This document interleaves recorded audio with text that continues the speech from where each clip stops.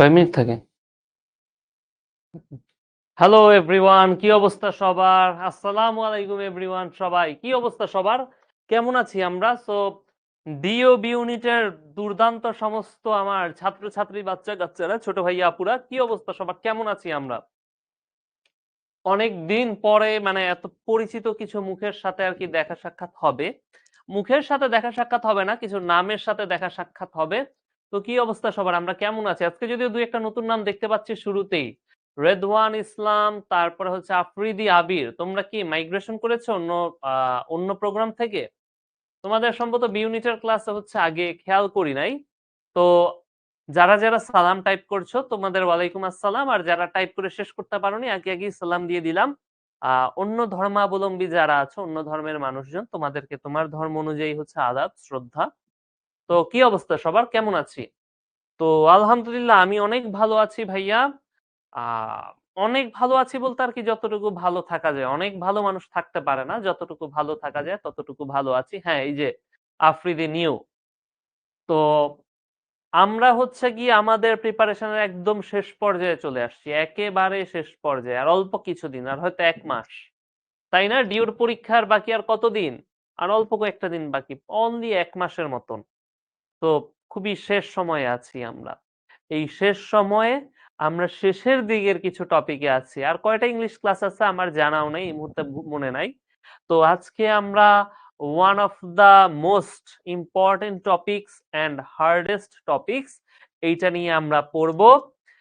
আজকে আমাদের যে টপিকটা সেটা হচ্ছে ড্যাংলিং মডিফায়ার এবং রিডান্ডেন্সি।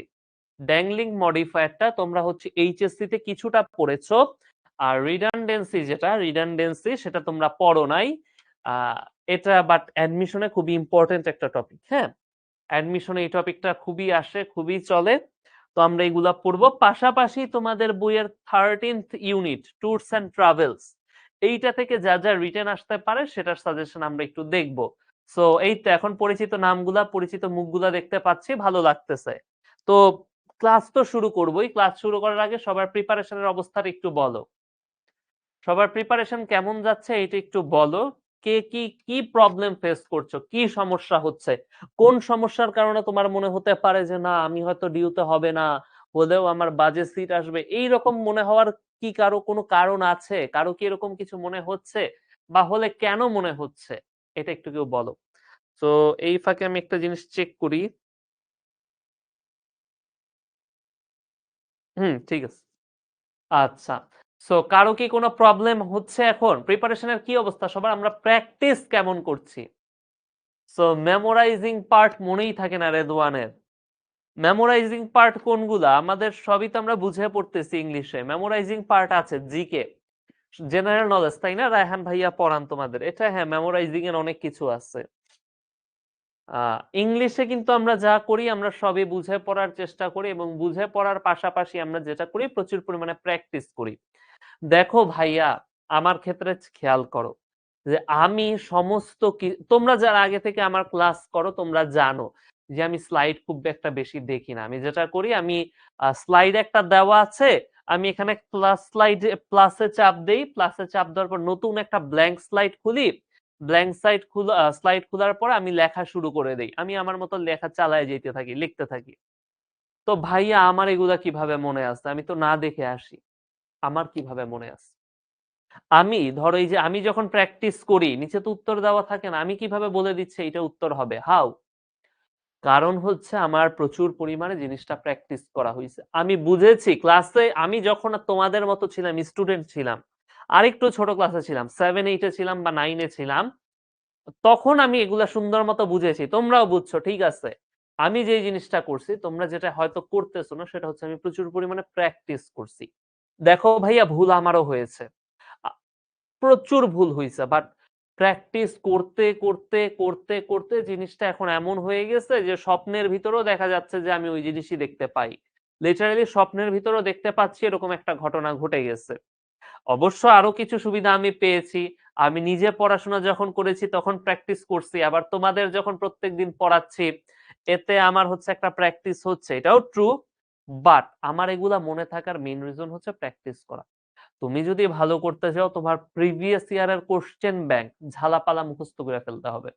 মুখস্থ বলতে ওই যে গদ বাঁধা রিডিং মুখস্থ না, মুখস্থ বলতে বুঝাইছি এতবার তুমি সলভ করবা, নিজে নিজে সলভ করবা, নট লাইক অ্যান্সার শিট দেখে সলভ করবা, এতবার স্টপ ওয়াচ সেট করে সলভ করবা ভাইয়া তোমরা, যেন এরপরে কোশ্চেন দেখলেই তুমি মনে পড়ে যায় যে এটা তো অমুক বই থেকে আসছে, এটা তো তমুক বইয়ের তমুক পেজ থেকে আসছে। এতবার প্র্যাকটিস করতে হবে। শিখোতে একটা কোশ্চেন ব্যাংক দিছে না তোমাদের, কোশ্চেন ব্যাংক এতদিনে উচিত ছিল তোমাদের ঝালাপালা করে একদম খেয়ে ফেলার। সো যারা যারা এখনো খাও নাই খেয়ে ফেললাম একদম। তারপরে তোমাদের যে আরো মডেল টেস্ট তো নেওয়া হবে অ্যাপের থ্রুতে অবভিয়াসলি। তোমাদের মডেল টেস্ট ছাড়া তো কখনো অ্যাডমিশন প্রোগ্রাম হয় না, অনেকগুলো মডেল টেস্টই নেওয়া হবে। ডিউ স্ট্যান্ডার্ড নেওয়া হবে, ডিউর শেষে যখন অন্য ভার্সিটির পরীক্ষা হবে সেগুলোর স্ট্যান্ডার্ড মডেল টেস্ট নেওয়া হবে। তো ওগুলা ওগুলা তো পরীক্ষা দিবাই, পরীক্ষা শেষে যখন কোশ্চেনটা দেখবা প্র্যাকটিস করে ঝালাপালা করে ফেলবা। অন্তত 10,000 কোশ্চেন যেন তোমার প্র্যাকটিস করা থাকে, এইরকম একটা অবস্থায় যেন তুমি থাকো। এখনো 1 মাস সময় আছে, 1 মাসে যদি মানে তীব্র এফোর্ট দাও, সর্বোচ্চ এফোর্টটা দাও, এখনো সম্ভব। ভাইয়া একটা জিনিস খেয়াল করো, তোমাদের ভিতর অনেকের বাইক আছে তাই না? অনেকের বাইক আছে, অনেকের গাড়ি আছে, অথবা বাইক তোমরা চালাইতে জানো। হুম, একটা জিনিস খেয়াল করো, 125 সিসির ধরো আমি হিরো এক্সট্রিম 125R, আমি যে বাইকটা কেনার প্ল্যান করতেছি, টাকা পয়সা কম এই মুহূর্তে ভাইয়া, 2 লাখ টাকা তবুও চলে যাবে, পয়সা পাতি অত নাই, 1 মাসের বেতন জমাইতে হবে, জমাই টমাই আর কি কিনতে হবে, যাই হোক এটা কথা না। যে উদাহরণটা আমি দিচ্ছি, হিরো এক্সট্রিম 125R কম দামি একটা বাইক, 2 লাখ টাকার একটা বাইক মাত্র। 125 সিসির একটা বাইক, এটাও টপ স্পিড তুলে 100, সরি কালারটা চেঞ্জ করি, এইটারও ধরো টপ স্পিড উঠে 130। আবার আমি যদি ধরো MT-15 কিনি 4.5 লাখ 5 লাখ টাকা দিয়ে বাইক, এটারও টপ স্পিড উঠবে হাইয়েস্ট 140। এর উপরে তুলতে গেলে রাস্তাঘাটের ব্যাপার আছে, অনেক কিছু আছে, অনেক সমস্যা টমস্যা আছে। দেখো এইটা অ্যারাউন্ড 160 সিসির মতো একটা বাইক, আর এটা হচ্ছে 125 সিসি, দামে আকাশ পাতাল তফাৎ। তাইলে আমি কেন এত দাম দিয়ে এই বাইকটা কিনি? এই বাইকটা কিনি কারণ এটা খুব কুইকলি, এই বাইকটা খুব কুইকলি এই 140 কিলোমিটার পার আওয়ার স্পিডটা তুলে ফেলতে পারে, এই জন্য কিনি, ঠিক আছে। কিন্তু সে অনেক কুইক তুলে ফেলতে পারে, ঠিক আছে, আমি তো MT-15 না, আমি হচ্ছে এই যে এই বাইকটা, আমি কি করব? আমিও কিন্তু 130 কিলোমিটার পার আওয়ার স্পিড তুলতে পারবো, আমার একটু সময় লাগবে, আমার একটু কষ্ট হবে, কিন্তু আমিও পারবো।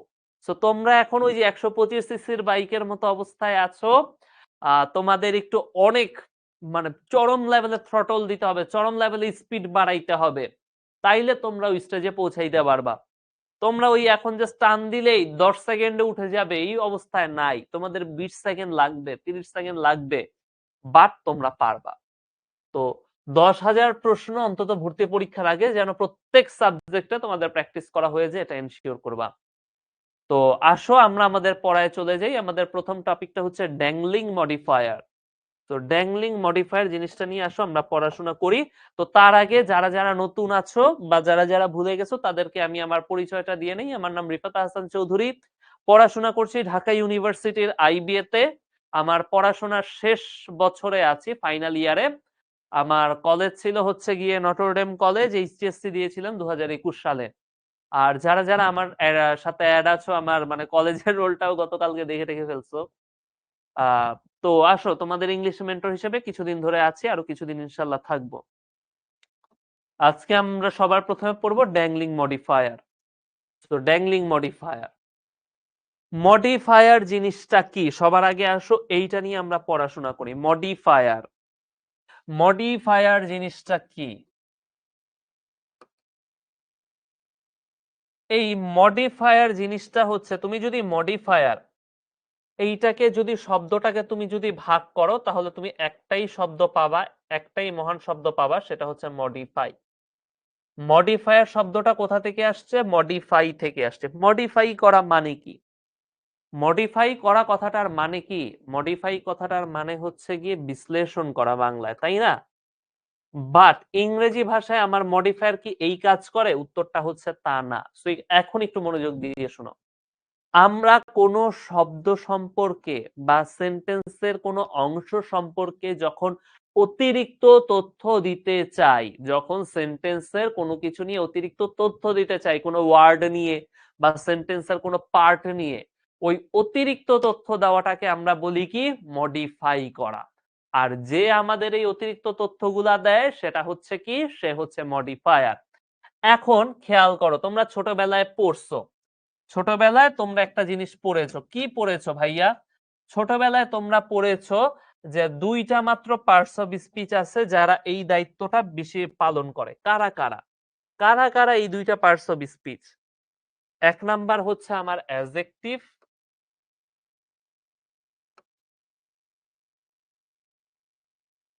দুই নাম্বার হচ্ছে কি, দুই নাম্বার হচ্ছে আমার অ্যাডভার্ব। অ্যাডজেক্টিভ হচ্ছে এই দায়িত্বটা পালন করে আর অ্যাডভার্ব হচ্ছে আমার এই দায়িত্বটা পালন করে। তোমরা ছোটবেলায় পড়ছো। যারা যারা ভুলে গেছো একটু মনে করায় দিই, স্মরণ করায় দিই।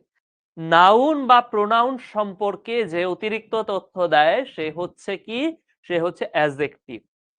নাউন বা প্রোনাউন সম্পর্কে অতিরিক্ত তথ্য যে দেয় সে কি, সে অ্যাডজেক্টিভ। আর নাউন প্রোনাউন ছাড়া অন্য পার্টস অফ স্পিচ সম্পর্কে যে অতিরিক্ত তথ্যটা দেয় সে হচ্ছে অ্যাডভার্ব। নাউন বা প্রোনাউনকে নিয়ে অতিরিক্ত তথ্য দিলে সে কি, সে হচ্ছে অ্যাডজেক্টিভ। আর নাউন বা প্রোনাউন ছাড়া অন্য কিছু নিয়ে যখন অতিরিক্ত তথ্য দিবা তুমি, সে হচ্ছে অ্যাডভার্ব। এখন খেয়াল করো ভাইয়া, অ্যাডভার্ব তাহলে কাকে কাকে নিয়ে অতিরিক্ত তথ্য দিবে?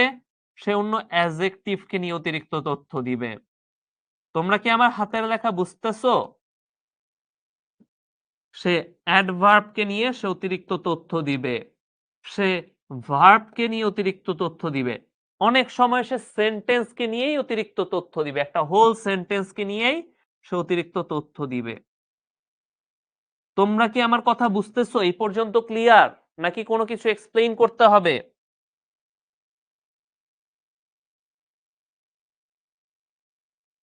একটু বলো তো এই পর্যন্ত ক্লিয়ার কিনা। নিশাদ বলছে জি ক্লিয়ার। ওকে, বাকিরা, বাকিদের কাছে ক্লিয়ার? সেন্টেন্স নিয়ে কিভাবে অতিরিক্ত তথ্য দেয়?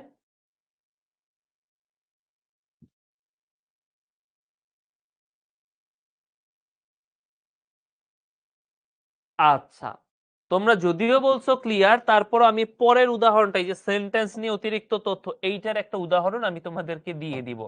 ধরি আমি একটা সেন্টেন্স লিখলাম, সেন্টেন্সটা হচ্ছে এরকম: generally, generally it takes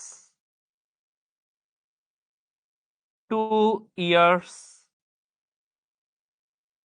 two complete HSC. আমি একটা সেন্টেন্স লিখেছি, খেয়াল করো, generally it takes 2 years to complete HSC. সাধারণত এইচএসসি শেষ করতে, এইচএসসি কমপ্লিট করতে কতদিন লাগে? 2 বছর লাগে। আমার এই ক্ষেত্রে আমার মেইন সেন্টেন্স হচ্ছে এইটা, it take 2 years to complete HSC. আমাদের 2 বছর লাগে এইচএসসি শেষ করতে। এইটা হচ্ছে কি, এইটা হচ্ছে নরমালি সেন্টেন্সটা। আমার এই জেনারেলি হচ্ছে এই সেন্টেন্সের মডিফায়ার। জেনারেলি কি বলতেছে? জেনারেলি বলতেছে এই ঘটনাটা সাধারণত হয়, কোনো কোনো ক্ষেত্রে 2 বছরের বেশি লাগতে পারে, বাট সাধারণত, সাধারণত এই জিনিসটা হয়। আমার সেন্টেন্সটা হচ্ছে it takes 2 years to complete HSC. এই সেন্টেন্সটাকে নিয়ে অতিরিক্ত তথ্য দেওয়া হচ্ছে এই জেনারেলি। জেনারেলির মানে কি? জেনারেলির মানে হচ্ছে এটা সাধারণত হয়। তুমি যদি এখন ফেইল করো তাইলে তোমার 3 বছর লাগবে, লাগবে না? লাগবে তো অবশ্যই। আবার ধরো তুমি যদি কারিগরি এইচএসসি দাও বা সামথিং, তাইলে হয়তো তোমার 1 বছর লেগে যাবে, এরকম কিছু একটা। আমি শিওর না, বাট শুনেছি যে 1 বছর তাহলে তোমার লেগে যাবে, 1 বছর লাগবে অনলি। সো আমার জেনারেলি শব্দটা কি, আমার এই সেন্টেন্সের একটা মডিফায়ার। এবং জেনারেলি কোন পার্টস অফ স্পিচ? আমার জেনারেলি হচ্ছে গিয়ে আমার একটা অ্যাডভার্ব। ওকে, সো এইটা গেল। এখন মডিফায়ারের একটা বিশেষ নিয়ম আছে। মডিফায়ারের নিয়মটা কি? মডিফায়ারের নিয়ম হচ্ছে মডিফায়ার যাকে মডিফাই করবে, একটু মনোযোগ দিয়ে খেয়াল করো, মডিফায়ার যাকে মডিফাই করে ঠিক তার পাশেই বসে, তার ঠিক পাশেই বসে। কথাটার মানে কি? আমার এই জেনারেলি সে কাকে মডিফাই করতেছে? ফুল সেন্টেন্সটাকে, সেই সেন্টেন্সের সাথে বসবে। ভাইয়া সেন্টেন্সের সাথে বসা ছাড়া তো উপায় নাই। এটা তো আপনার সেন্টেন্স মিনিংটা সেন্স মেক করলো না। একটু অন্যভাবে বুঝান, বুঝায় দিচ্ছে অন্যভাবে। ধরি আমি একটা জিনিস লিখলাম। কি লিখলাম?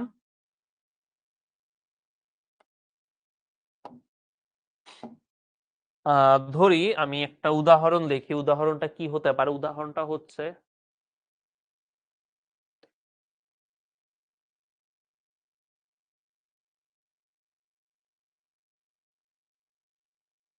ধরো একটা সেন্টেন্স লিখলাম, ড্যান্সিং অন দি, একটু লেখাটা সুন্দর করে লিখি, dancing on the stage I saw হার।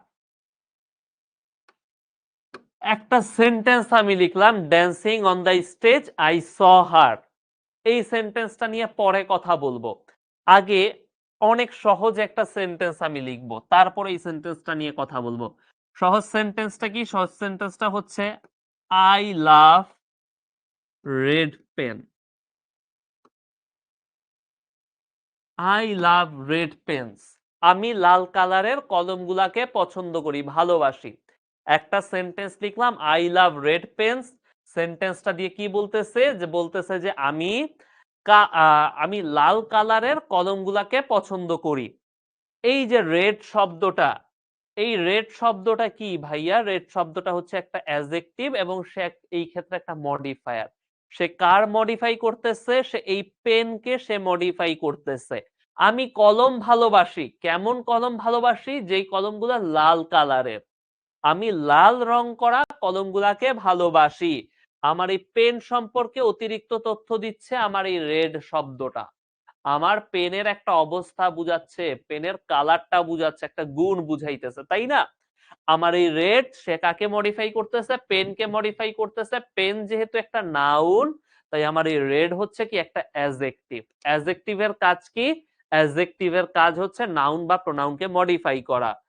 এখন রেড আমার এই পেনকে মডিফাই করতেছে, পেন্স একে মডিফাই করতেছে। এই পর্যন্ত ক্লিয়ার? সবাই বুঝতে পারছি? এই পর্যন্ত ক্লিয়ার? সবাই বুঝতে পারছি? বলো একটু কুইকলি। আমি যখন প্রশ্ন করব ক্লিয়ার কিনা উত্তর দিতে হবে যে হ্যাঁ ভাইয়া বুঝতে পারছি বা বুঝতে পারি নাই। একটু ক্লিয়ার বলো। ক্লিয়ার ভাইয়া, বুঝতে পারছি। ওকে। এখন এই পেনকে আমার এই রেড মডিফাই করছে, এটা তো আমি বুঝলাম। এটাকে বুঝার আরেকটা নিয়ম আছে এবং এটাই আজকের ক্লাসে আমরা শিখবো। এটাই ইংরেজি ভাষার মেইন নিয়ম। নিয়মটা কি? এই রেড যেহেতু পেনের পাশে বসছে, পেনের সাথে বসছে আমার এই রেড, তাই এই রেড পেনকে মডিফাই করতেছে। ভালো করে খেয়াল করো আমার কথা, আরেকবার খেয়াল করো ভাইয়া। আমি বলেছি, আমি কি বলেছি? আমি বলেছি যে আমার এই রেড শব্দটা যেহেতু পেনের সাথে বসেছে, পেনের গায়ে গায়ে লেগে পাশে বসেছে, তাই আবার এই রেড পেনকে মডিফাই করতেছে। চিন্তা করো দুইজন বেস্ট ফ্রেন্ডের কথা। বেস্ট ফ্রেন্ডরা কোথায় বসে? বেস্ট ফ্রেন্ডরা একসাথে বসে না ভার্সিটিতে, সরি স্কুল কলেজে একই বেঞ্চেই তো বসে আমাদের এই বেস্ট ফ্রেন্ডরা, তাই না? আমাদের মডিফায়ার হচ্ছে বেস্ট ফ্রেন্ডের মতো কাজ করে। সে যাকে মডিফাই করবে তার গায়ে গায়ে লেগে বসবে, তার সাথে লেগে বসবে। এখন এইবার আমি আমার কঠিন সেন্টেন্সটায় যাই। কঠিন সেন্টেন্সটা কি? I saw her. এই সেন্টেন্সে মডিফায়ার হচ্ছে ড্যান্সিং অন দ্য স্টেজ। অবশ্যই একটা অতিরিক্ত অবস্থা, একটা অতিরিক্ত তথ্যর কথা বলতেছে, ড্যান্সিং অন দি স্টেজ। এখন এই ড্যান্সিং অন দি স্টেজ, এই ফ্রেজটা কাকে মডিফাই করতেছে? আমার এই আই কে মডিফাই করতেছে নাকি হার কে মডিফাই করতেছে? কাকে মডিফাই করতেছে? উত্তর হচ্ছে এই ড্যান্সিং অন দ্য স্টেজ সে হচ্ছে আই কে মডিফাই করতেছে। আই কে মডিফাই কেন করতেছে? আই কে মডিফাই করতেছে কারণ সে আই এর পাশে আছে, আই এর সাথে আছে। সে সে আই এর পাশে আছে, আই এর সাথে আছে। তার মানে সেন্টেন্সটা কি? স্টেজে নাচতে নাচতে আমি তাকে দেখলাম। স্টেজে আমি নাচতেছিলাম।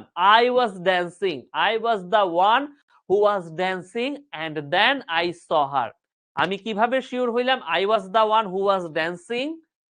খুবই সহজ, কারণ এই ড্যান্সিং অন দ্য স্টেজ মডিফায়ারটা আই এর সাথে আছে, সে আই এর সাথে আছে, আই এর পাশে আছে, তাই সে আই কে মডিফাই করতেছে। ক্লিয়ার? মডিফায়ার অলওয়েজ যার পাশে থাকবে, যার গায়ে লেগে থাকবে তাকেই মডিফাই করবে, অন্য কাউকে নয়। তাহলে আসো আমি আরেকটা উদাহরণ লিখি ভাই, আরেকটা উদাহরণ তোমাদের জন্য আমি লিখি।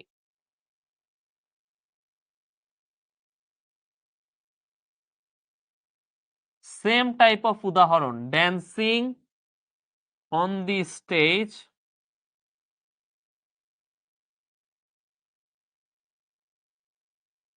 she was spotted by me। একটা প্যাসিভ ভয়েস লিখলাম, আরে ধুরো, she was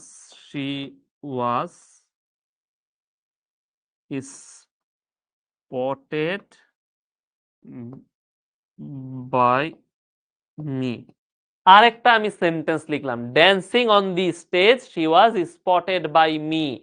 এইখানে এই সেন্টেন্সে আমার ড্যান্সিং অন দি স্টেজ, এই সেন্টেন্সে আমার ড্যান্সিং অন দি স্টেজ কাকে মডিফাই করতেছে ভাইয়া? এই পরের সেন্টেন্সে ড্যান্সিং অন দি স্টেজ কাকে মডিফাই করতেছে? শিকে মডিফাই করতেছে। কেন শিকে মডিফাই করতেছে? শিকে মডিফাই করতেছে এই জন্য যে সে শি এর পাশে বসে আছে, শি এর গায়ে লেগে আছে। সো মডিফায়ার যার পাশে বসে তাকেই সে মডিফাই করবে। কখনো যদি তুমি ভুল করো, সেন্টেন্সে যদি কখনো এরকম ভুল থাকে যে মডিফায়ার যাকে মডিফাই করবে, যাকে মডিফাই করতেছে তার পাশে বসা নাই, অন্য কারো পাশে বসা আছে, ওই ভুলটার নামই হচ্ছে ড্যাংলিং মডিফায়ার। ড্যাংলিং মডিফায়ার তাহলে কি? ড্যাংলিং মডিফায়ার হচ্ছে একটা গ্রামাটিক্যাল এরর, একটা ভুল। কি ভুল? এইটা এমন একটা ভুল যেখানে মডিফায়ার যাকে মডিফাই করবে তার পাশে বসে নাই, অন্য কারো পাশে বসছে। So clear? ড্যাংলিং মডিফায়ার কি তোমার কাছে জানতে চায়? তোমার কাছে ওই ভুলটা খুঁজে বের করে। ড্যাংলিং মডিফায়ারের কোশ্চেনটা এরকম হয় যে তোমাকে বলে which of the following is correct, তোমাকে চারটা অপশন দেয়। আমি তোমাকে প্রশ্নটা বলি, ড্যাংলিং মডিফায়ারের কোশ্চেনটা কেমন হয়। নরমালি সেন্টেন্স কারেকশনে এইটা আসতে পারে। ধরো তোমাকে একটা কোশ্চেন দিল, which of the following is correct, এরপরে চারটা অপশন দিল, নিচের কোনটি correct? Which of the following is correct, নিচের কোনটা কারেক্ট, এরপর চারটা অপশন দিল। চারটা অপশনের তিনটাতে তোমার ড্যাংলিং মডিফায়ারের ভুল আছে, একটাতে নাই। ড্যাংলিং মডিফায়ারের ভুল আছে মানে কি? মডিফায়ার যার সাথে বসার কথা ছিল তার সাথে বসে নাই, অন্য কারো সাথে বসছে, সামওয়ান এলস, অন্য কারো সাথে বসছে। তোমাকে খুঁজে বের করতে হবে কোনটায় ড্যাংলিং মডিফায়ারের ভুল নাই। অথবা প্রশ্ন আসতে পারে which of the following is incorrect, নিচের কোনটা ইনকারেক্ট, কোনটা ভুল। এই ক্ষেত্রে তিনটায় তোমার ঠিক থাকবে, একটায় ড্যাংলিং মডিফায়ারের প্রবলেম থাকবে, তোমার ওইটাকে খুঁজে বের করতে হবে। ক্লিয়ার সবাই? ক্লিয়ার? স্পটেড কথাটার মানে হচ্ছে নজরে পড়া। স্পটেড কথাটার অর্থ কি ভাইয়া? স্পটেড কথাটার অর্থ হচ্ছে নজরে, নজরে পড়া। ক্লিয়ার সবাই? Clear clear clear clear clear clear clear. Okay, এইবার একটা জিনিস খেয়াল করো, আমি যেই সেন্টেন্সে তোমাদের ড্যাংলিং মডিফায়ারের অন্যতম একটা পাশাপাশি সাইড রুল বলে দেই, একটা এক্সট্রা রুল। আমি যখন জেনারেলি শব্দটা লিখছি, আমি যখন জেনারেলি শব্দটা লিখছি, জেনারেলির পরে একটা কমা দিছি, খেয়াল করতেছো? তোমরা কি দেখতে পাচ্ছ? জেনারেলির পরে একটা কমা দিয়েছি। প্রথম সাইড রুল হচ্ছে, তুমি যখন সেন্টেন্সের শুরুতে কোনো মডিফায়ার বসে, সেই মডিফায়ার তো সেন্টেন্সকেই মডিফাই করে, তাই না? সে তো সেন্টেন্সকেই মডিফাই করে। ওই মডিফায়ারের পরে একটা কমা দিতে হয়, ওই মডিফায়ারের পরে একটা কমা দিতে হয়। সো কোনো মডিফায়ার যদি সেন্টেন্সের শুরুতে থাকে, সে ওই সেন্টেন্সকে মডিফাই করতেছে এবং ওই মডিফায়ারের পরে একটা কমা দিতে হয়। লিওন এক্সাম্পল জানতে চাইছে, এতক্ষণ আমরা 6টা এক্সাম্পল দিয়ে ফেলছি। কি দুঃখের একটা কথা, তাই না? কত দুঃখের একটা কথা, 6টা এক্সাম্পল কমপক্ষে দেওয়া শেষ। সো এইটা। এখন ড্যাংলিং মডিফায়ারের আরেকটা ভুলের উদাহরণ দেই। আরেকটা ভুলের উদাহরণ কি, এই যে এই ক্ষেত্রে খেয়াল করো, before singing the school song a poem was recited. Before singing the school song a poem was recited. খেয়াল করো ভাইয়া, before singing the school song, এইটা কার সামনে বসছে, কার সাথে বসছে? এ পোয়েমের সাথে বসছে, এ পোয়েম। এখন সেন্টেন্সটার মানে কি, স্কুলের গান গাওয়ার আগে একটা কবিতা আবৃত্তি করা হলো, এইটা হচ্ছে সেন্টেন্সটার মিনিং। যে স্কুলের গান, জাতীয় সঙ্গীত ধরো, স্কুলে গান গাওয়ার আগে একটা কবিতা আবৃত্তি করা হলো। সুন্দর। বাংলাটা পড়ে কিন্তু কোনো ভুল ধরতে পারবো না আমরা, বাংলা পড়ে ভুল বোঝা যাবে না। সমস্যাটা কোথায় দেখো, before singing the school song, স্কুলের গান গাওয়ার আগে কি করা হইলো, একটা কবিতা আবৃত্তি করা হইলো। এই before singing the school song কার সাথে আছে? এ পোয়েমের সাথে আছে। কার সাথে আছে? এ পোয়েম, কবিতার সাথে আছে। এখন কবিতা, এইটা কি সে কি নিজে নিজে স্কুলের গান গায়? সে স্কুলের গান গাওয়ার দায়িত্ব কি তার? স্কুলের গান গাওয়ার দায়িত্ব তো তার না, স্কুলের গান তো সে গায় না। কবিতা তো, এই কবিতার তো এরকম কোনো পাওয়ার নাই। তাহলে আমার এই যে before singing the school song, এই জিনিসটা আমার এই এ পোয়েমকে মডিফাই করবে না, করার কথা না। কিন্তু সে কি করছে, এ পোয়েমের সাথে বসছে, তাইলে এইটা ভুল না? আরেক ভাবে চিন্তা করো, এ পোয়েমের সাথে before singing the school song বসছে, তাতে কি হইছে, তাতে এমন লাগতেছে যে before singing the school song সে এ পোয়েমকে মডিফাই করতেছে, কিন্তু এটা তো সত্য না। Before singing the school song তার তো উচিত ছিল না এ পোয়েমকে মডিফাই করার, তাহলে সে কিভাবে এ পোয়েমের সাথে বসে? তার বসা উচিত না, তাইলে এখানে একটা ভুল হইছে। এই ভুলটা কারেক্ট কিভাবে হবে? কারেক্ট কিভাবে হবে, পরের সেন্টেন্সটায় খেয়াল করো, before singing the school song the students recited a poem. গান গাওয়ার আগে, স্কুলে গান গাওয়ার আগে ছাত্র ছাত্রীরা কবিতা আবৃত্তি করলো। এইবার খেয়াল করো, before singing the school song কার সাথে বসছে? দি স্টুডেন্টস এর সাথে বসছে। তাইলে before singing the school song সে কাকে মডিফাই করতেছে? দি স্টুডেন্টস কে মডিফাই করতেছে। কিভাবে? কারণ সে দি স্টুডেন্টস এর সাথে বসছে, যার সাথে আমি বসবো আমি তাকেই মডিফাই করব। এবং দি স্টুডেন্টস কি, এই ছাত্র ছাত্রীরাই কি এই যে স্কুলের গান গায়, ছাত্র ছাত্রীদের উপরেই কি এটার দায়িত্ব? ইয়েস, ছাত্র ছাত্রীদেরই কথা যে তোমরা গান গাবা, তাদেরই এটা দায়িত্ব। সো আমার before singing the school song সে কাকে মডিফাই করতেছে? দি স্টুডেন্টস কে।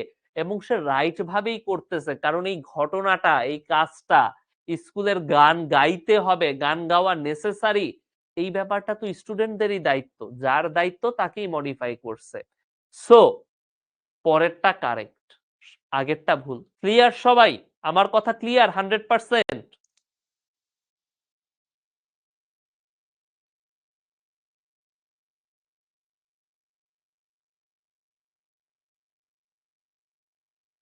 বলো বলো, ক্লিয়ার কিনা একটু বলো।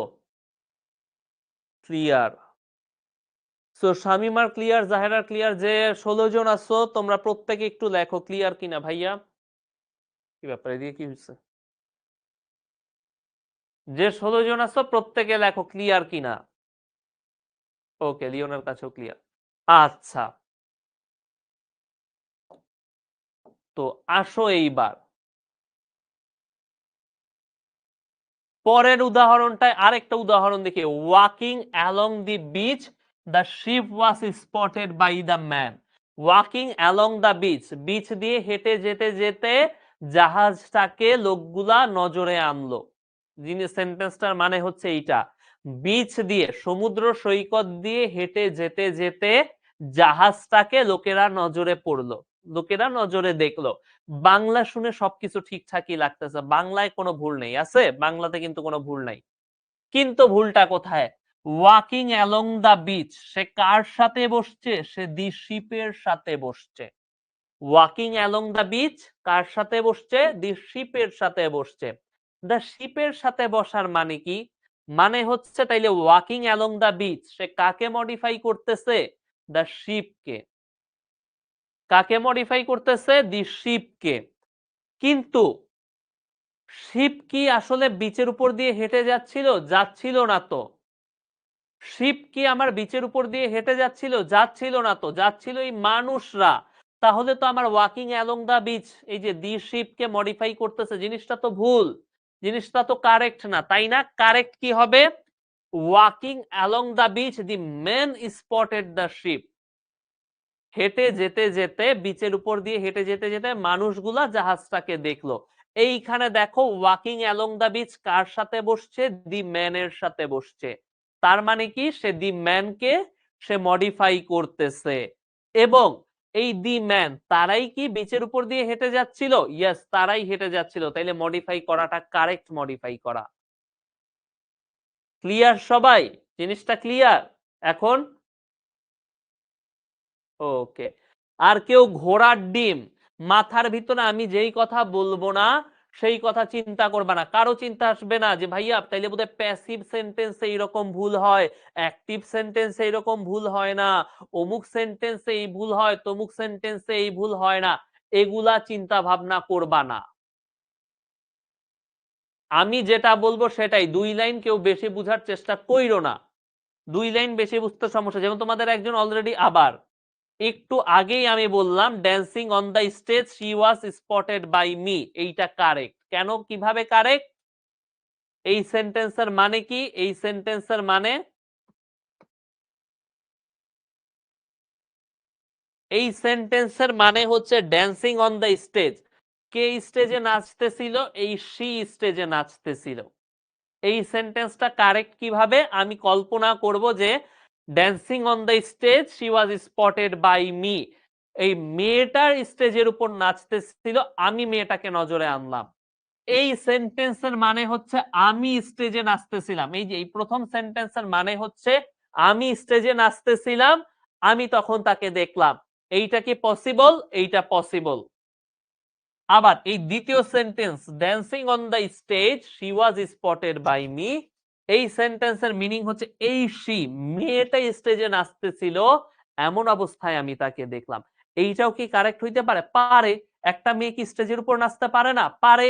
আবার আমি কি স্টেজের উপর নাচতে পারি না? পারি। তো প্রথম সেন্টেন্সটার মানে হচ্ছে আমি স্টেজের উপর নাচতেছিলাম, কারণ আই এর সাথে বসছে dancing on the stage, I K modify করছে সে। এইটা হচ্ছে প্রথম সেন্টেন্সের মানে। আর দ্বিতীয় সেন্টেন্সের মানে dancing on the stage she was spotted by me, দ্বিতীয় সেন্টেন্সের মানে হচ্ছে এই শি মেয়েটা নাচতেছিল, আমি তাকে অমন অবস্থায় দেখছি। ক্লিয়ার সবাই? 100% ক্লিয়ার?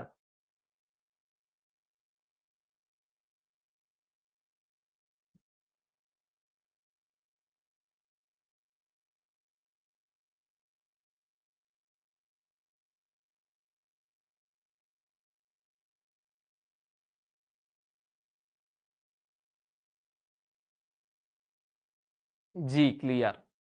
এখন আগের প্রবলেমগুলা খুব ইজিলি মাথায় ঢুকানো যাচ্ছিল। সো তোমাদের মাথায় এখনো একটা জিনিস হয়তো ঢুকে নাই অনেকের মাথায়, সেই ইম্পর্টেন্ট কথাটা। কোন ইম্পর্টেন্ট কথা? মডিফায়ার তার পাশেই বসে যাকে সে মডিফাই করে। এইটা আমি আবার লিখে দিচ্ছি, তারপরেও তোমরা ভুলে যাবা আমি জানি, কারণ তোমরা মহান। মডিফায়ার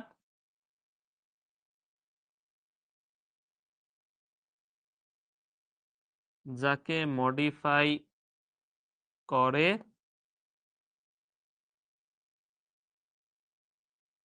তার পাশেই, মডিফায়ার যাকে মডিফাই করে তার পাশেই বসে। এই কথাটা আরেকবার লিখে দিচ্ছি, কারণ তোমরা স্টিল তোমাদের ভিতর অনেকে হয়তো ব্যাপারটা নিয়ে ভালো করে বুঝতে পারো নাই।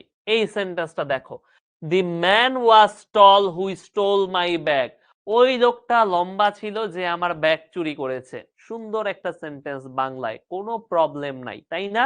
কোনো ধরনের প্রবলেম খুঁজে পাচ্ছি না। The man was tall who stole my bag, ওই লোকটা অনেক লম্বা যে আমার ব্যাগ চুরি করেছে। ভালো কথা, সুন্দর কথা, কথায় কোনো ভুল নাই। ভুল কোথায় জানো? হু স্টোল মাই ব্যাগ, যে আমার ব্যাগ চুরি করেছে, এই জিনিসটা। এই জিনিসটা ভাইয়া কার সাথে বসছে? টলের সাথে বসছে। এই জিনিসটা কার সাথে বসছে? টলের সাথে বসছে। সো গ্রামারের নিয়ম অনুযায়ী সে মডিফাই করতেছে টলকে।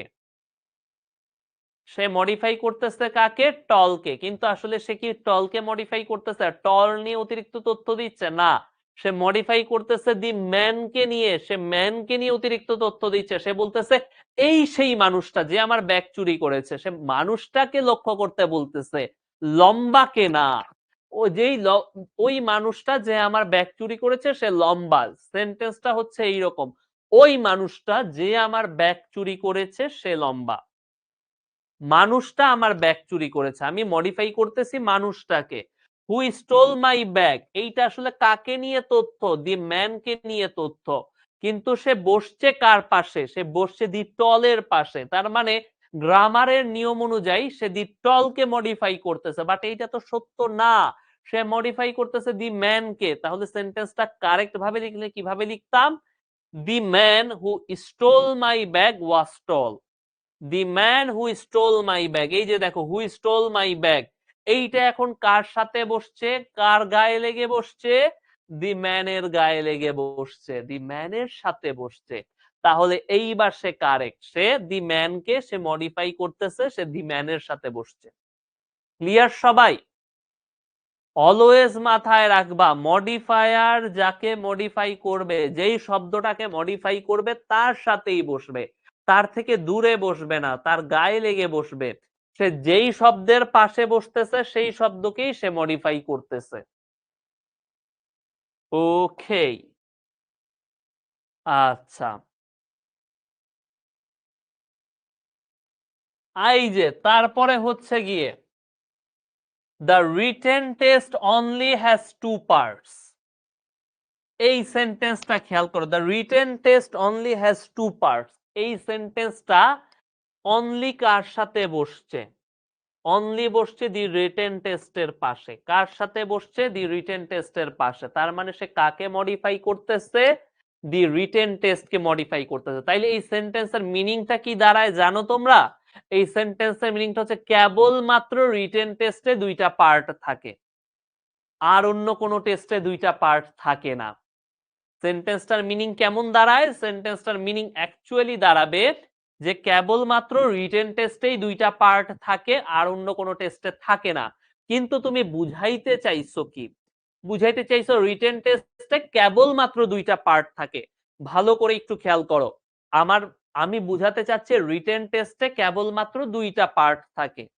তার মানে এমসিকিউতেও দুইটা পার্ট থাকতে পারে, অমুকেও দুইটা পার্ট থাকতে পারে, তমুকেও দুইটা পার্ট থাকতে পারে, কিন্তু রিটেন টেস্টে কেবলমাত্র দুইটা পার্ট থাকে। আর তুমি সেন্টেন্সে যখন অনলিটা রিটেন টেস্টের পাশে বসাইছো, রিটেন টেস্টকে মডিফাই করাইতেছো, এখন সেন্টেন্সের মিনিং চেঞ্জ হয়ে গেছে। সেন্টেন্সের মিনিংটা কি দাঁড়াইছে? দাঁড়াইছে কেবলমাত্র রিটেন টেস্টেই দুইটা পার্ট থাকে, আর কোথাও থাকে না। এমসিকিউতে দুইটা পার্ট থাকতে পারবে না, সিকিউতে দুইটা পার্ট থাকতে পারবে না, অমুকে দুইটা পার্ট থাকতে পারবে না, তমুকে দুইটা পার্ট থাকতে পারবে না। সো তোমার মডিফায়ারে ভুল হইলে কিন্তু সেন্টেন্সের অর্থ চেঞ্জ হয়ে যায়। আমার এই সেন্টেন্সটাও কিন্তু আসলে ভুল না, এই সেন্টেন্সটাও ভুল না। কি অর্থে ভুল না? তুমি যদি এইভাবে চিন্তা করো যে কেবলমাত্র রিটেন টেস্টেই দুইটা পার্ট থাকে, আর কোথাও দুইটা পার্ট থাকে না, তুমি যদি এই অর্থে চিন্তা করো তাইলে এই সেন্টেন্সটা কারেক্ট। কিন্তু তুমি যদি চিন্তা করো যে না, রিটেন টেস্টে কেবলমাত্র দুইটা পার্ট থাকে, তুমি যদি এই মিনিং এ চিন্তা করো তাইলে কিন্তু ভুল। তাইলে বলতে হবে the written test has only two parts. এই ক্ষেত্রে অনলি শব্দটা কার সাথে বসছে? টু এর সাথে বসছে। টু কে মডিফাই করতেছে যে কেবলমাত্র দুইটা পার্ট থাকে। প্রথম সেন্টেন্সের বাংলাটা হচ্ছে কেবলমাত্র। এই সেন্টেন্সটা বাংলা লিখলে তোমরা বুঝতে পারবা। প্রথম সেন্টেন্সের বাংলা মিনিং হচ্ছে কেবলমাত্র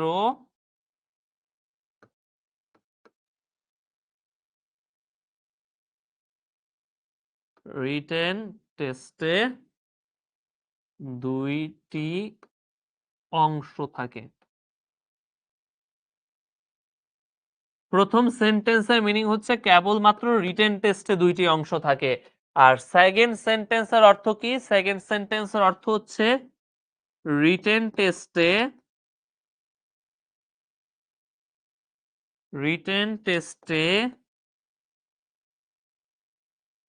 কেবলমাত্র দুইটি অংশ থাকে। ক্লিয়ার? তাইলে তোমরা মডিফায়ার যদি ভুল ভুল জায়গায় বসাইতে চাও, ভুল মানে ভুল প্লেসে বসাও, তাইলে কি কি ঝামেলা হবে? ক্লিয়ার সবাই?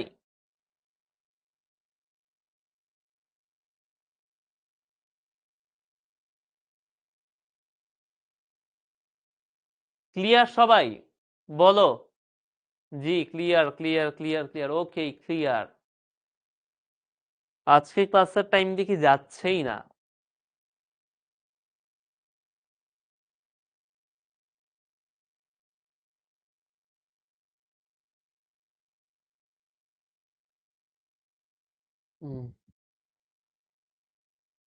আচ্ছা এইটা হচ্ছে কি আসলে এইটা ভুল না, এটা তোমাদের এইটা নিয়ে কোশ্চেন আসে না, সো এটা বাদ দেই, যেটা আসে না। সো এখন আমরা ড্যাংলিং মডিফায়ারের কিছু এক্সাম্পল দেখব, কিছু এক্সাম্পল দেখে আমরা বুঝার চেষ্টা করব, কিছু আমরা দেখে বুঝার চেষ্টা করব। কি কি জিনিস আমরা বুঝার চেষ্টা করব? দেখো প্রথম সেন্টেন্সটা, while walking on the road I saw a dead cow.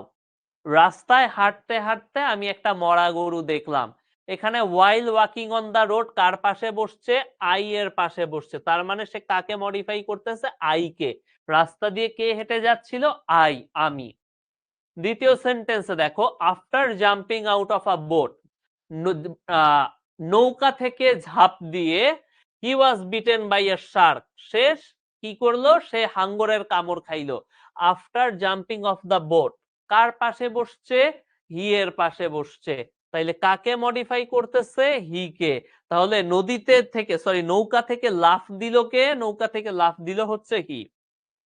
Returning to her room, তার রুমে ফেরত যে সে ফাউন্ড দ্যাট, সে খুঁজে পেল যে several pieces of jewellery were missing, সে তার রুমে পৌঁছে সে খুঁজে পেল যে, সে দেখতে পেল যে তার কিছু অলংকার, তার কিছু অর্নামেন্টস, তার কিছু গয়না গহনা মিসিং, হারিয়ে গেছে। রিটার্নিং টু হার রুম কার সাথে বসছে? শি এর সাথে বসছে। তাহলে রিটার্নিং টু হার রুম কাকে মডিফাই করতেছে? শি কে মডিফাই করতেছে। তাহলে কে রুমে ফেরত যে দেখতে পাইলো?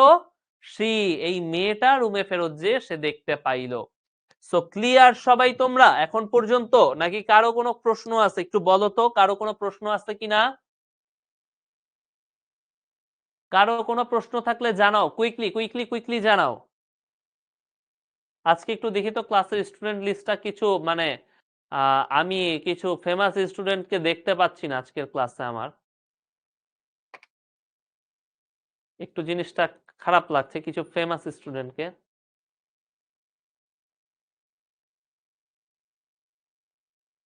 সো টিচার একজন আর 15 জন, জান্নাতুন নাইমা, সাইমিমা, শামিমা আক্তার, রুমি, সিবা জান্নাত, হাসান, রবিন, হাসান, নিয়ন খান, নিশাত তাসনিম।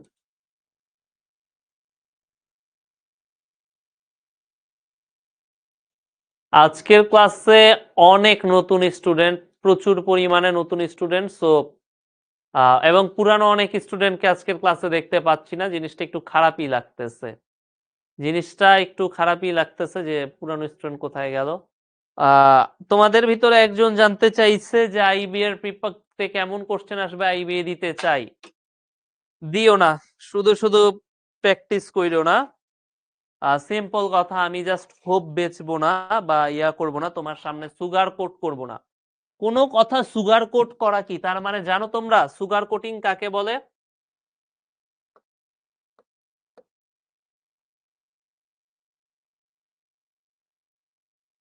এই শব্দটার মানে কি কারা কারা জানো?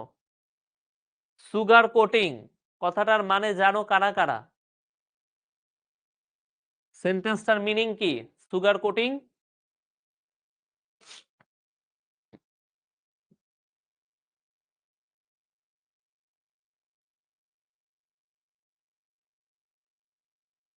জানি না।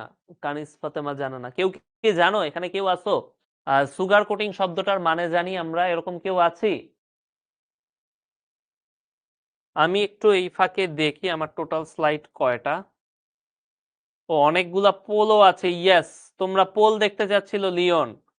সো পোলও আছে, খুবই ভালো। জেনে যা লাগলো অত্যন্ত ভালো। আচ্ছা, জানো সুগার কোটিং মানে হচ্ছে একটু কোনো কিছু মধু মাখায় বলা। যেরকম ধরো, আমি জানি তুমি পারবা না, সাপোজ আমি জানি যে তুমি 1000 কেজি তুলতে পারবা না। এখানে এমন কেউ নাই যারা 1000 কেজি তুলতে পারবা, ইভেন আমরা সবাই মিলেও তুলতে পারবো না। আমি যদি এটারে বলি, আহ ভাইয়া চেষ্টা করে যাও, হতেও তো পারে, মানুষ তো চেষ্টা করলে সব হয়, চেষ্টা করলে কোনো বৃথা নাই, তুমি চেষ্টা করে যাও, বাকিটা আল্লাহর হাতে। ভাই ইয়েস, আমি মানি, আমি মুসলিম, আমি মানি আল্লাহর হাতে। বাট এটাও আমি জানি যে আল্লাহ তোমাকে দিয়ে 1000 কেজি তুলাবে না, সম্ভব না, দিস ইজ ইম্পসিবল। এটা আল্লাহ তোমার হাত, তুমি কোনো নবী রাসূল না, ওলিয়া উলিয়া না যে তোমার জন্য আল্লাহ কোনো মোজেজা দিবে যে তুমি 1000 কেজি তুলে ফেলবা। তো আমি যদি বলতাম ভাই চেষ্টা চালিয়ে যাও, একদিন হবেই, হতেই হবে, পারবা, মানুষ চেষ্টা করলেই পারে, এইটা হয়তো সুগার কোটিং। আমি বানায় বানায় তোমার মন রক্ষা করতে মিষ্টি মিষ্টি আমি তোমাকে কথা বললাম, but this is not possible.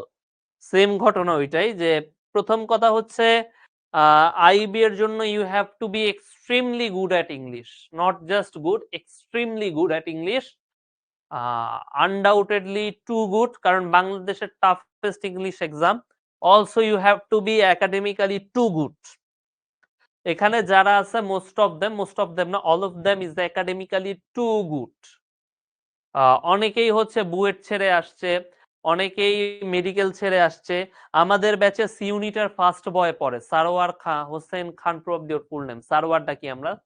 তো সারোয়ার হচ্ছে সি ইউনিটে ফার্স্ট বয় ছিল, সারা বাংলাদেশে প্রথম, ঢাকা ইউনিভার্সিটিতে সারা বাংলাদেশে প্রথম হয়েছে সি ইউনিটে, চলে আসছে। আমার ব্যাচে বি ইউনিটে চতুর্থ সাফিয়া খাতুন, সম্ভবত, আচ্ছা নাম বলা উচিত না বাট এটা পাবলিক ইনফরমেশন, আমার ফ্রেন্ড ছিল এক সময়। সাফিয়া ফোর্থ হইছে, সে আমার দেশে আইবিএ তে আছে। বি ইউনিটে নবম হইছে আরেকজন, ষষ্ঠ অথবা নবম হইছে আরেকজন, সে আছে। So you have to be extremely good, extremely good at academics. তোমার পড়াশোনা এক্সট্রিমলি গুড হওয়া লাগবে, তোমার ইংলিশ টপ নচ হওয়া লাগবে, বিকজ তুমি ইভেন যদি বিসিএস এক্সামের কথাও চিন্তা করো বা বাংলাদেশে বসে তুমি যে কোনো কিছুর এক্সামের চিন্তা করো, তার চাইতে টাফেস্ট কোশ্চেন থাকে। সো এই মুহূর্তে আমি 1 মাস আমি তোমার বলবো না যে তুমি প্রিপারেশন নেওয়া শুরু করে দাও, কারণ অলরেডি তোমার একাডেমিক্স একটু দুর্বল অবস্থায় আছে, তখন তুমি অলরেডি তুমি পিছায় আছো, তার উপর 1 মাসে তুমি পারবা না, দিস ইজ নট পসিবল, সম্ভব না। কানিজ ফাতেমা বলছে এতে তো মোটিভেশন হয়, আর মানুষ মোটিভেট হয়ে অনেক কিছু করতে পারে। যাও, আমি তোমাকে মোটিভেট করলাম কানিজ ফাতেমা, তুমি একদিন আকাশে উড়বা, তুমি চেষ্টা করে যাও। আমি যতই মোটিভেট করি তুমি কোনোদিন আকাশে উঠতে পারবা না, দিস ইজ নট পসিবল। আমাদের একটা লিমিট আছে, তাই না? ধর আমার কথা বলি, আমি যদি 1000 বছর চেষ্টা করি, আমি কি প্রফেশনাল ফুটবলার হতে পারবো? আমি পারবো না, this is not possible. Something ইননেটও থাকতে হবে। মেসি একজনই দুনিয়াতে, রোনালদো একজনই। রোনালদো এক্সট্রিমলি পরিশ্রম করে, বাট কালকে যদি তুমি পরিশ্রম করা শুরু করো রোনালদোর মতো, তুমি কি রোনালদোর 100 ভাগের 1 ভাগ হতে পারবা? পারবা না, কারণ সামথিং, এটা হচ্ছে ইননেট থাকতে হয়। তুমি যত বেশি ম্যাথ প্র্যাকটিস করো ভাইয়া, তুমি রামানুজন হতে পারবা না, শ্রীনিবাস রামানুজন হতে পারবা না। তোমরা কি শ্রীনিবাস রামানুজনকে চেনো? তোমাদের অনেকে আছে আমার চাইতে মানে 100 গুণ ভালো ক্রিয়েটিভ, 100 গুণ ভালো ক্রিকেট খেলো, 100 গুণ ভালো ফুটবল খেলো, 100 গুণ ভালো গান গাও। আমি 1000 বছর ধরে আমি ট্রাই করলেও হতে পারে রেদওয়ানি, রেদওয়ান অনেক ভালো হচ্ছে গিয়ে ক্রিকেট খেলে, সাপোজ, আমি জানি না, আমি মোটামুটি খেলি, বাট আমি ধরলাম রেদওয়ান অনেক ভালো ক্রিকেট খেলে। আমি 100 বছর যদি আমি প্র্যাকটিস করে যাই, still I will never be able to beat Redwan, কারণ something, there is something which is innate. Allah Allah কিছু জিনিস দিয়ে পাঠাইছে তোমাকে, আমাকে ওইটা মানে মেনে নিয়েই চলতে হবে। বিশ্বাসে তুমি আকাশে উড়তে পারবা না, বিশ্বাসে তুমি রামানুজন হতে পারবা না, বিশ্বাসে তুমি রোনালদো হতে পারবা না। পারলে ঘরে ঘরে হইতো ভাইয়া, মেসি ঘরে ঘরে হইতো।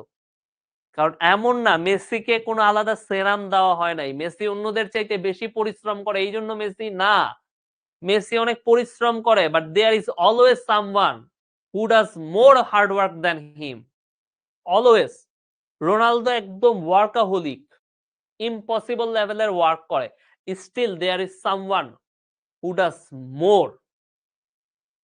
শ্রীনিবাস রামানুজনের কথা বললাম, তোমাদের জন্য খুবই একটা দারুণ একটা মুভি, তোমরা অ্যাডমিশন শেষ হইলে দেখার ট্রাই করো, এন্ড যদি না দেখো তাইলে আই উড সাজেস্ট তোমরা হচ্ছে গিয়ে গুগলে বা চ্যাট জিপিটিতে বা জেমিনাইতে সার্চ দিয়ে উনার নাম পড়া ট্রাই করো। একটা মুভি আছে, মুভিটা দেখতে বললাম এই জন্য যে 2.5 ঘন্টা একটা ভালো আইডিয়া পাবা, ভাল লাগবে।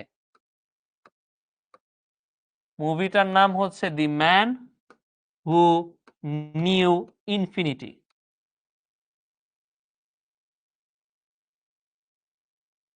এটা একজন Indian short lived mathematician Srinivasa রামানুজনের লাইফের উপর।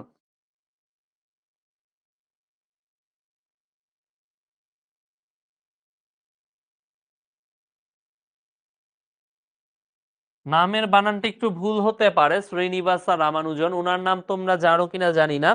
So India has been blessed with many philosophers, many wise scholars, অনেক পণ্ডিত ব্যক্তি, অনেক ট্যালেন্টেড মানুষজন, but this guy is known to B the Prince of mathematics. He was called the Prince of Mathematics and he was very short-lived. He was very short-lived. সম্ভবত 23 বছর বয়সে মারা যান, if not 23, 27.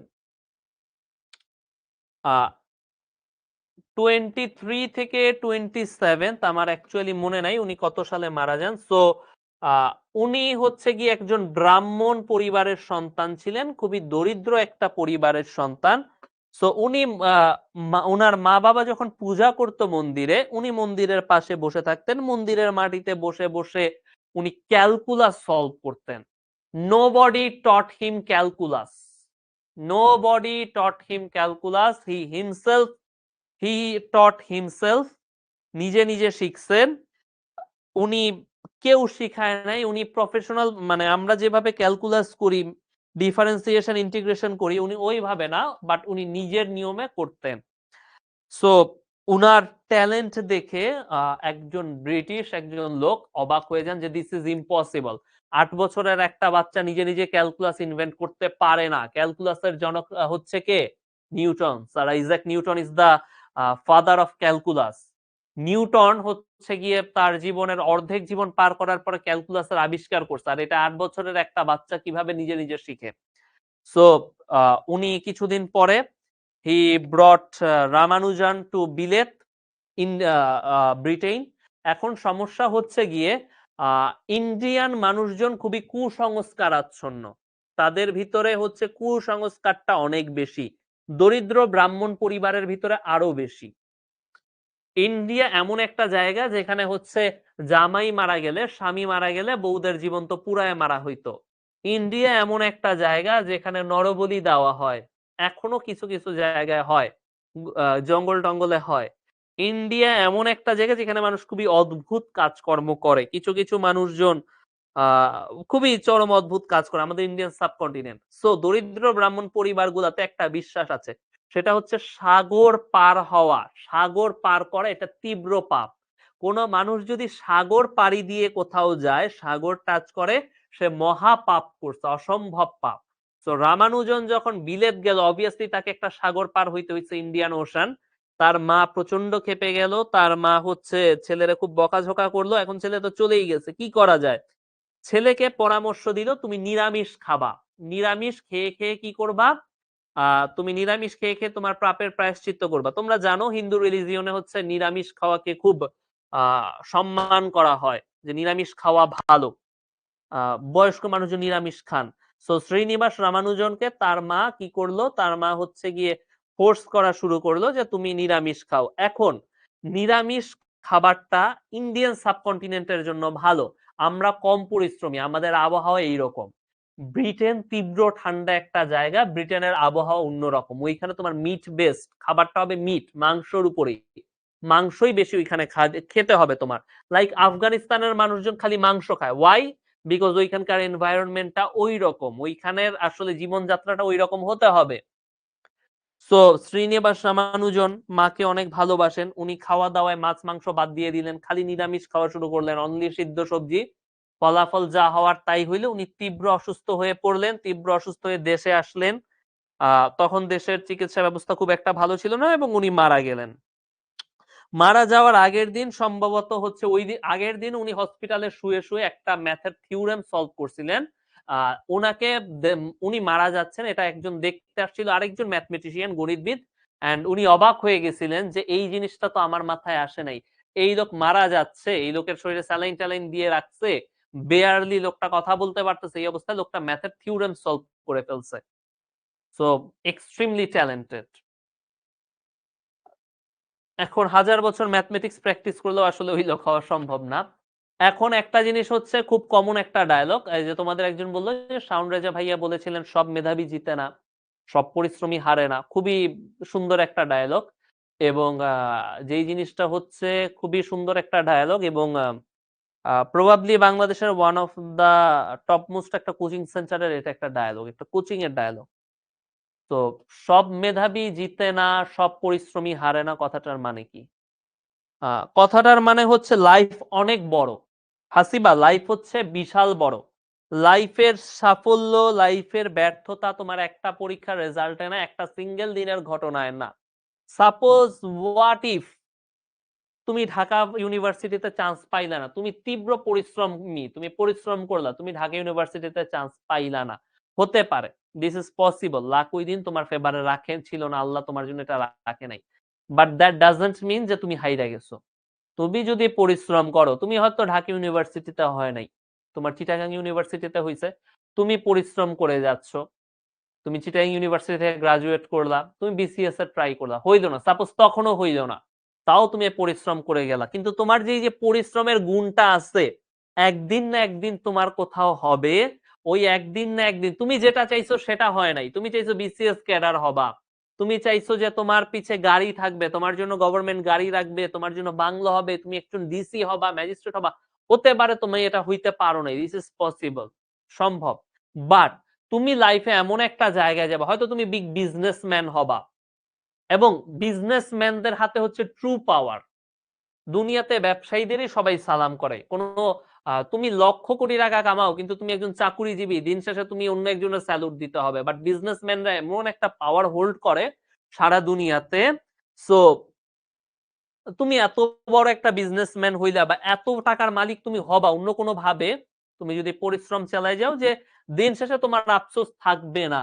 এটাই হচ্ছে কথা, যে তুমি যেভাবে চাইছো, তুমি যেটা চাইছো সেটা না হইতে পারো, প্রবাবলি তুমি হবা না, তোমার ওই জিনিসটা তোমার ভিতরে নাই, কিন্তু তুমি পরিশ্রম করতে করতে এইটা খুঁজে পাবা তোমার ভিতরে কি আছে। তুমি যদি রেগুলার ফুটবল খেলা প্র্যাকটিস করো, দেয়ার ইজ এ চান্স, তুমি চান্স না শিওর তুমি কোনোদিন রোনালদো হইতে পারবা না, কিন্তু রোনালদোর মতো যদি তুমি প্র্যাকটিস করো, তুমি বডি বিল্ডার হইতে পারবা, তুমি ফিট হইতে পারবা, তুমি হয়তো অনেক ভালো দৌড়বিদ হবা। হইলা না, তুমি ধরলাম কোনো তুমি অ্যাথলেটিকই হইলা না, কিন্তু তোমার বডি ফিটনেস এত ভালো হইলো যে সাপোজ আহ ছোটবেলা থেকে তুমি প্র্যাকটিস করতেছো, তুমি আর্মিতে চলে গেলা, আর্মির একজন বড় অফিসার হয়ে গেলা, বা বডি ফিটনেস আছে, এরকম আর খেলা আছে বা আর কি কাজ আছে, তুমি এখানে অনেক ভালো করলা। সো তুমি হয়তো রোনালদো হতে পারবা না, কিন্তু তুমি পরিশ্রম করে তুমি নিজের ভিতরে অন্য একটা জিনিস আনলক করবা, যে জিনিসটা তোমাকে হেল্প করবে আরো ভালো কিছু হইতে। ফাইনালি দিন শেষে তুমি পরিশ্রম করলে তুমি জিতবা, এইটা। অনেক কিছুই তোমার ভাগ্যে থাকা লাগবে, অনেক কিছুই হচ্ছে গিয়ে তোমাকে বিশ্বাস করতে হবে, কারণ তুমি যদি চিন্তা করো তোমার পরিশ্রমে সব হয়ে যাবে।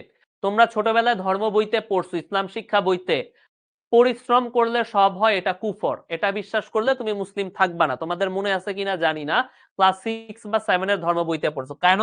ইসলামের 7টা মৌলিক বিষয়ের একটা হচ্ছে তাকদীর, ইমানে মুফাসসাল তোমরা পড়েছো, পড়েছো না ইমানে মুফাসসাল ছোটবেলায়?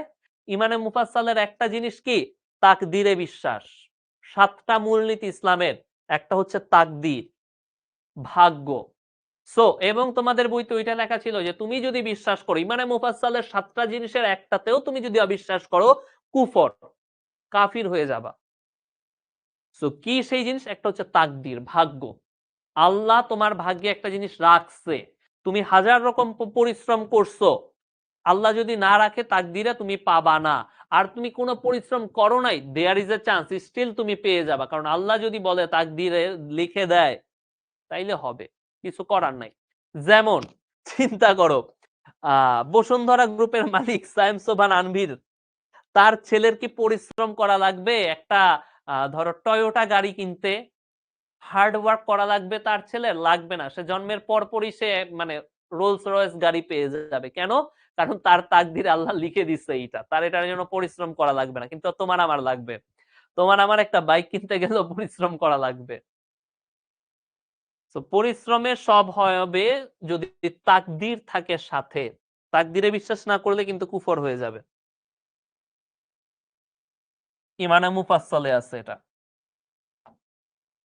তো আসো আসো আমরা এবার আমাদের ভর্তি পরীক্ষার কিছু কোশ্চেন আমরা সলভ করি। লিওন এক্সাম্পল দেখতে চাইছিলা, এই যে এক্সাম্পল।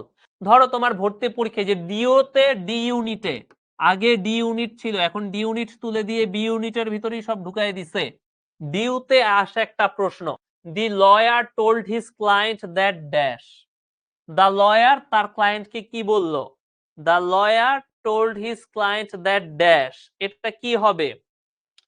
এইখানে কি হবে? এইখানে কোনটা হবে উত্তর? আসো আমি অপশন ধরে ধরে যাই। That they had little chance of winning the case. এইখানে দে, এই দেটা কাকে বুঝাচ্ছে? এই দে যেহেতু এই ক্লায়েন্টের পাশে আছে, তাহলে এই দে দিয়ে ক্লায়েন্টকে বুঝাচ্ছে। Okay, the lawyer told his client that the case was of a small chance to win. আচ্ছা, এখানে মডিফায়ারের কিছুই নাই। তারপর অপশন সিতে, the lawyer told his client that it was nearly impossible to win him the case. এই it দিয়ে কাকে বুঝাচ্ছে? এই ইট দিয়ে কাকে বুঝাচ্ছে? অ্যাগেইন এই ইটটা বসছে ক্লায়েন্টের সাথে, তাহলে এই ইট দিয়ে ক্লায়েন্টকে বুঝাচ্ছে। But but but but but but ক্লায়েন্টকে বুঝাইতে কি আমি ইট শব্দটা ব্যবহার করতে পারি? ইট প্রোনাউনটা কি ক্লায়েন্টের সাথে আমি ব্যবহার করতে পারি? ব্যবহার যায়? যায় না কিন্তু, তাইলে অপশন সি কাটা। অপশন ডি তে দেখো, the case had a minimum chance to be won by him. কেসটা জিতার চান্স খুবই কম। এই হিম দিয়ে এখন কাকে বুঝাচ্ছে? এই হিম বসছে বাই এর পাশে, হিম দিয়ে কাকে বুঝাচ্ছে এটা আমি ক্লিয়ারলি বুঝতে পারতেছি না। এই সেন্টেন্সে দুইজনকে বুঝাইতে পারে, লয়ার কেও বুঝাইতে পারে, হিজ ক্লায়েন্ট কেও বুঝাইতে পারে হিম। তাইলে আমার মডিফায়ারটা ঠিক জায়গায় নাই। মডিফায়ারটা যাকে মডিফাই করে, যাকে নিয়ে তথ্য দেয়, তার পাশেই বসতে হয়, এবং এমন ভাবে বসে যেন জিনিসটা আমার কাছে ক্লিয়ার হয়ে যায়। আমি একদম চরম আহাম্মক, সাপোজ আমি অনেক আহাম্মক, তবুও আমার যেন কোনো বুঝতে কষ্ট না হয়, বুঝতে যেন কোনো প্রশ্ন না হয়। সো ডি নাম্বারও কাটা, কারণ এই হিমটা বসছে বাই এর পাশে, সে কাউকে মডিফাই করতেছে কিনা আমি বুঝতে পারতেছি না। এই হিম দিয়ে লয়ার কেও বুঝানো যায়, হিজ ক্লায়েন্ট কেও বুঝানো যায়, খুবই সমস্যা, তাইলে এই ডিও কাটা। বি নাম্বারে তো মডিফায়ারের কিছু নাই, সো এমনিই কাটা। তাহলে উত্তর কি? উত্তর হচ্ছে অপশন এ, এই দে দিয়ে ক্লায়েন্টকে বুঝাচ্ছে। ক্লিয়ার সবাই? সবাই ক্লিয়ার? একটু বলো ক্লিয়ার জিনিসটা। তারপরে আসো পরের উদাহরণে যাই। while going to the class, এরপরে এটা কি হবে? while going to the class, option A the dog bit me, option B a dog bit me, option C a dog bit me. এই যে অপশন গুলা দেখো, while going to the class the dog bit me, the dog এর এই যে while going to the class, যদি option A সত্য হয়, ভাই এটা খুবই সহজ একটা প্রশ্ন, এটা ডিউর সি ইউনিটে আসছে, ভর্তি পরীক্ষায় আসা প্রশ্ন, খুবই সহজ একটা প্রশ্ন। কিরকম সহজ? এই যে অলরেডি তারপরে একজন ভুল করে ফেলছো, শামিমা।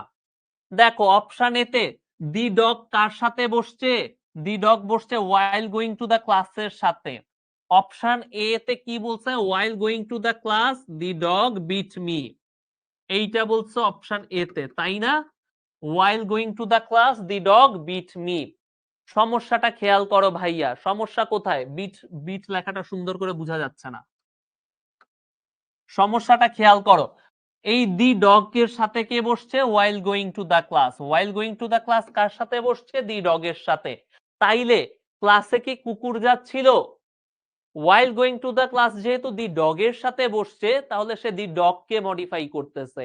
কিন্তু ক্লাসে কি কুকুরটা যাচ্ছিল নাকি আমি যাচ্ছিলাম? ক্লাসে তো আমি যাচ্ছিলাম, মডিফাই তো করার কথা আমাকে, আমাকে নিয়ে সে এক্সট্রা ইনফরমেশন দিচ্ছে, কুকুরকে নিয়ে তো সে দিচ্ছে না। তাহলে while going to the class সে কি কুকুরের সাথে বসবে? দি ডগের সাথে কি সে বসবে? সে তো বসবে না। তাইলে অপশন এ কাটা। সেম কারণে অপশন বি কাটা, সেম কারণে অপশন সি কাটা, সেম কারণে অপশন ডি কাটা, সরি অপশন ই কাটা। এইবার অপশন ডি তে দেখো, I was beaten by a dog. লেখি এইটা, I was beaten by a dog, এইটা লেখি।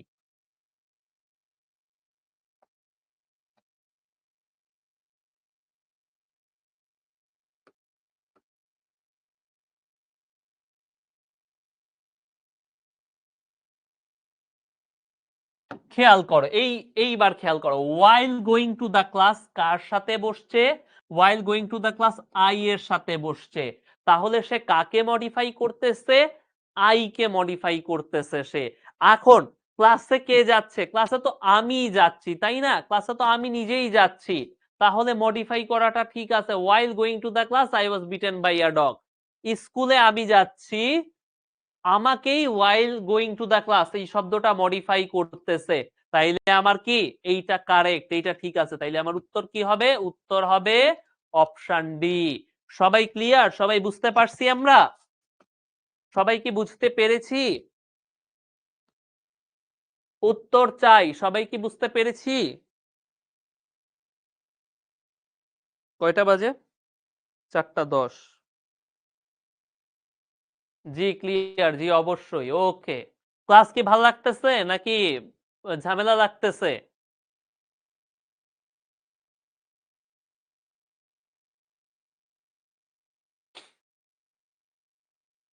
ক্লাস কেমন লাগতেছে? ক্লাসে কি সমস্যা ফিল হচ্ছে? ফালতু লাগতেছে, কিছু বুঝতে পারতেছি না, এরকম হচ্ছে নাকি? টপিকটা কিন্তু একটু new.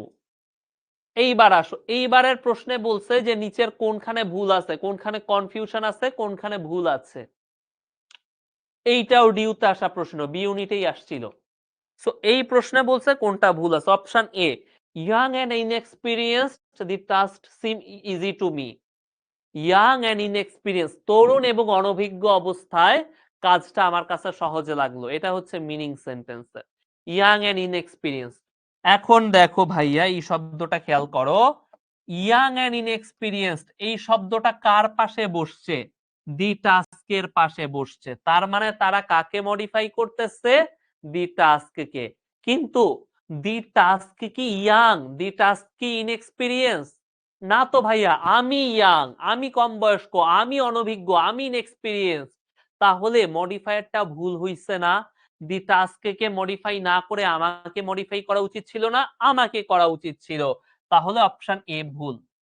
Option B, option B, young and inexperience the seemed to me is an easy task, এটা সেন্টেন্সই হয় নাই, তোমরা বুঝতে পারতেছো। Young and inexperienced I thought the task easy. তরুণ এবং অনভিজ্ঞ অবস্থায় আমি ভাবলাম যে কাজটা সহজ। খেয়াল করো, ইয়াং এন্ড ইনএক্সপিরিয়েন্সড কার সাথে বসছে? কার পাশে বসছে? বসছে আই এর পাশে। কার পাশে বসছে? আই এর পাশে। তাহলে সে কাকে মডিফাই করতেছে? সে আই কে, আমাকে মডিফাই করতেছে। আচ্ছা, আমি কি তরুণ? আমি কি ইনএক্সপিরিয়েন্সড? আমি কি অনভিজ্ঞ? ইয়েস, আমি তো অনভিজ্ঞ, আমি তো তরুণ, আমারই তো বয়স কম। তাহলে মডিফাই করাটা ঠিক হইছে। যাকে মডিফাই করা উচিত ছিল তার পাশে বসছে, তাই না? যাকে মডিফাই করা ছিল তার পাশে বসছে। তার মানে অপশন সিটাই কারেক্ট। এখানেই আমার কোনো কনফিউশন নাই, এইখানেই আমার জিনিসপাতি সব ঠিকঠাক। তাহলে আমরা কি ড্যাংলিং মডিফায়ারের কাজকর্ম কি বুঝতে পেরেছি? আশা করি আমরা সবাই বুঝতে পেরেছি। সো এই স্লাইডে কিছু প্রবলেম আছে, এগুলা তোমরা বাসায় সলভ করবে আমি চাই। আমি চাই যে এই ক্লাসে কিছু আমি স্লাইডে কিছু প্রবলেম দিয়েছি, এগুলো যেন তোমরা বাসায় সলভ করো। সো আশা করি তোমাদের যে পাশে এক্সপ্লেনেশন দেওয়া আছে তোমাদের যেন প্রবলেম না হয় এই জন্য। তো মোটামুটি আমরা সবাই বুঝতে পারছি নাকি? যেহেতু বুঝতে পারছি তাহলে ছোট্ট একটা আমরা ব্রেক নেই। ছোট্ট একটা 10 মিনিটের ব্রেক নেই। এখন কয়টা বাজে ভাইয়া? এখন বাজে 4:15, 4:13 বাজে।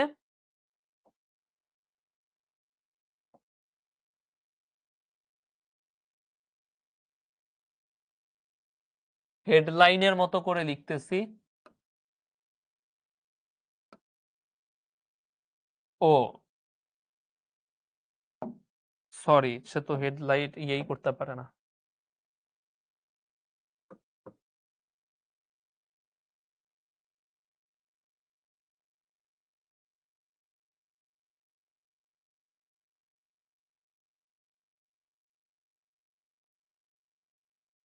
তাহলে ছোট্ট একটা কি ব্রেক নিচ্ছি আমরা, ওকে? আচ্ছা।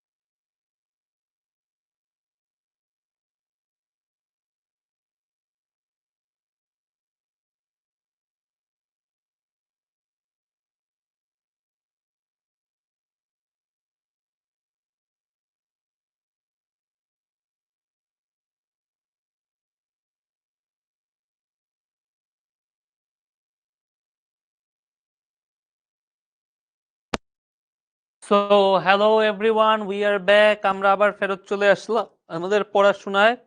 তো আমাদের ছোট্ট একটা টপিক বাকি এখন, রিডান্ডেন্সি। সেই টপিকটা আমরা এখন পড়াশোনা করব, সেটা আমরা পড়ব। সো আমরা সবাই খাতা কলম নিয়ে আবার বসে পড়ি। হ্যাঁ, আমাদের তো 10-12 মিনিটের একটা ব্রেকের দরকার ছিল, আমরা 10-12 মিনিটের একটা ব্রেক নিলাম। এখন আবার আমরা সবাই পড়াশোনা শুরু করে দেই। ওকে, আমরা সবাই আবার পড়াশোনা শুরু করে দেই। পড়াশোনা চালু। সো পড়াশোনা চালু, সবাই ব্যাক ব্যাক চলে আসে সবাই। সো হ্যালো এভরিওয়ান, সবাই কি ব্যাক? শুরু করে দেই আমরা। শুরু করে দেই আমরা সবাই, আমরা পড়াশোনা চালু করে দেই। 4:30 বাজে, ইয়েস।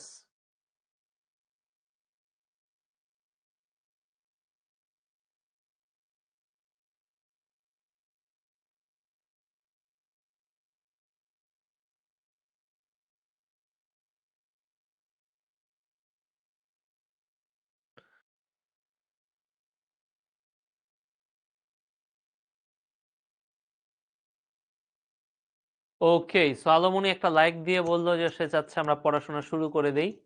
সো আর ঠিক আছে, আমরা পড়াশোনাটা শুরু করে দিচ্ছি। ওকে, তো আমি আমার চশমাটা পরে নিই।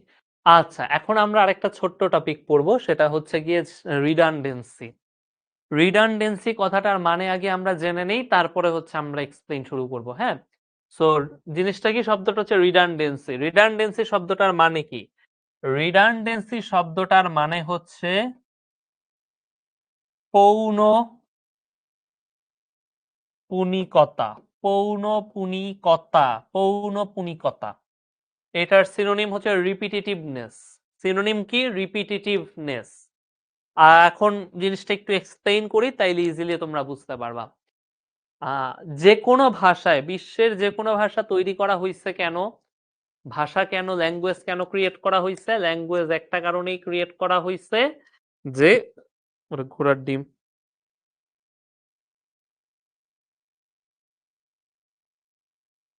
ল্যাঙ্গুয়েজ একটা কারণেই ক্রিয়েট করা হয়েছে। কি সেই কারণ? কারণটা হচ্ছে যে আমরা যেন আমাদের মনের ভাব প্রকাশ করতে পারি, আমরা যেন কথা বলতে পারি। এখন যে মনের ভাবটা আমরা প্রকাশ করব, সেটা হতে হবে সীমিত, সেটা হতে হবে পরিমিত, সেটা হতে হবে কি, মাপ করা।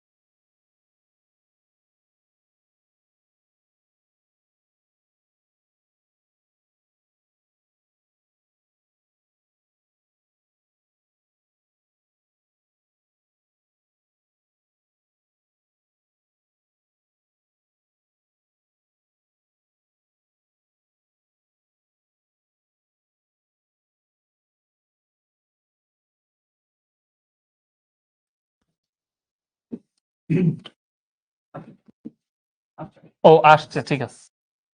ওকে ভাইয়া, সাউন্ড আবার চলে আসছে। সাউন্ড আবার যেহেতু চলে আসছে, ভাই ওই যে মাইক্রোফোন ফুল করে দেন। ফুল। ওকে, সো আমাদের রিডান্ডেন্সি হচ্ছে, ইংরেজি ভাষায় যদি বা বাংলা ভাষায় যদি আমরা এক কথা বারবার বলি, এখানে যে গ্রামাটিক্যাল ভুলটা হয়, যে এররটা হয়, ওইটাই হচ্ছে রিডান্ডেন্সি। রিডান্ডেন্সি কি? যদি এক কথা আমরা বারবার বলি। এখন শুনতে পাচ্ছো?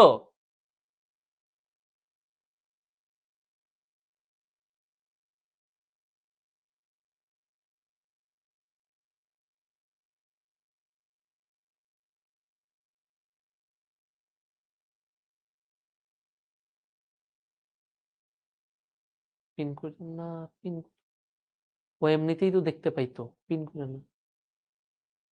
হ্যাঁ জি ভাইয়া, ক্লিয়ার। ওকে, আচ্ছা। সো এখন বলতেছি যেটা, যে রিডান্ডেন্সি কি, যদি এক কথা তুমি বারবার বলো তাহলে যে গ্রামারে যে ভুলটা হয় সেই ভুলটাই হচ্ছে কি, সেই ভুলটাই রিডান্ডেন্সি। এক কথা বারবার কে বলে ভাই? তুমি বলো, আমি বলি, আমরা সবাই বলি, আমরা এই ভুলগুলো খুব কমন করি। বাট ভর্তি পরীক্ষায় তো পুরো পারফেক্ট ইংলিশ গ্রামার হওয়া লাগবে, এই ভুল তো করা যাবে না। তোমরা খুব কমন একটা রিডান্ডেন্সির ভুল করো যখন অ্যাপ্লিকেশন লিখো। উদাহরণটা বলি, ধরো তুমি তোমার স্যারকে বলতেছো যে তোমার স্যার যেন তোমাকে একটা লিভ অফ অ্যাবসেন্স দেয়, ছুটি দেয়। কিভাবে লেখো? অনেকে লেখো, please kindly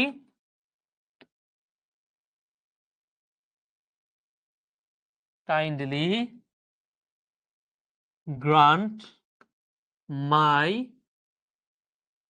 leave of absence.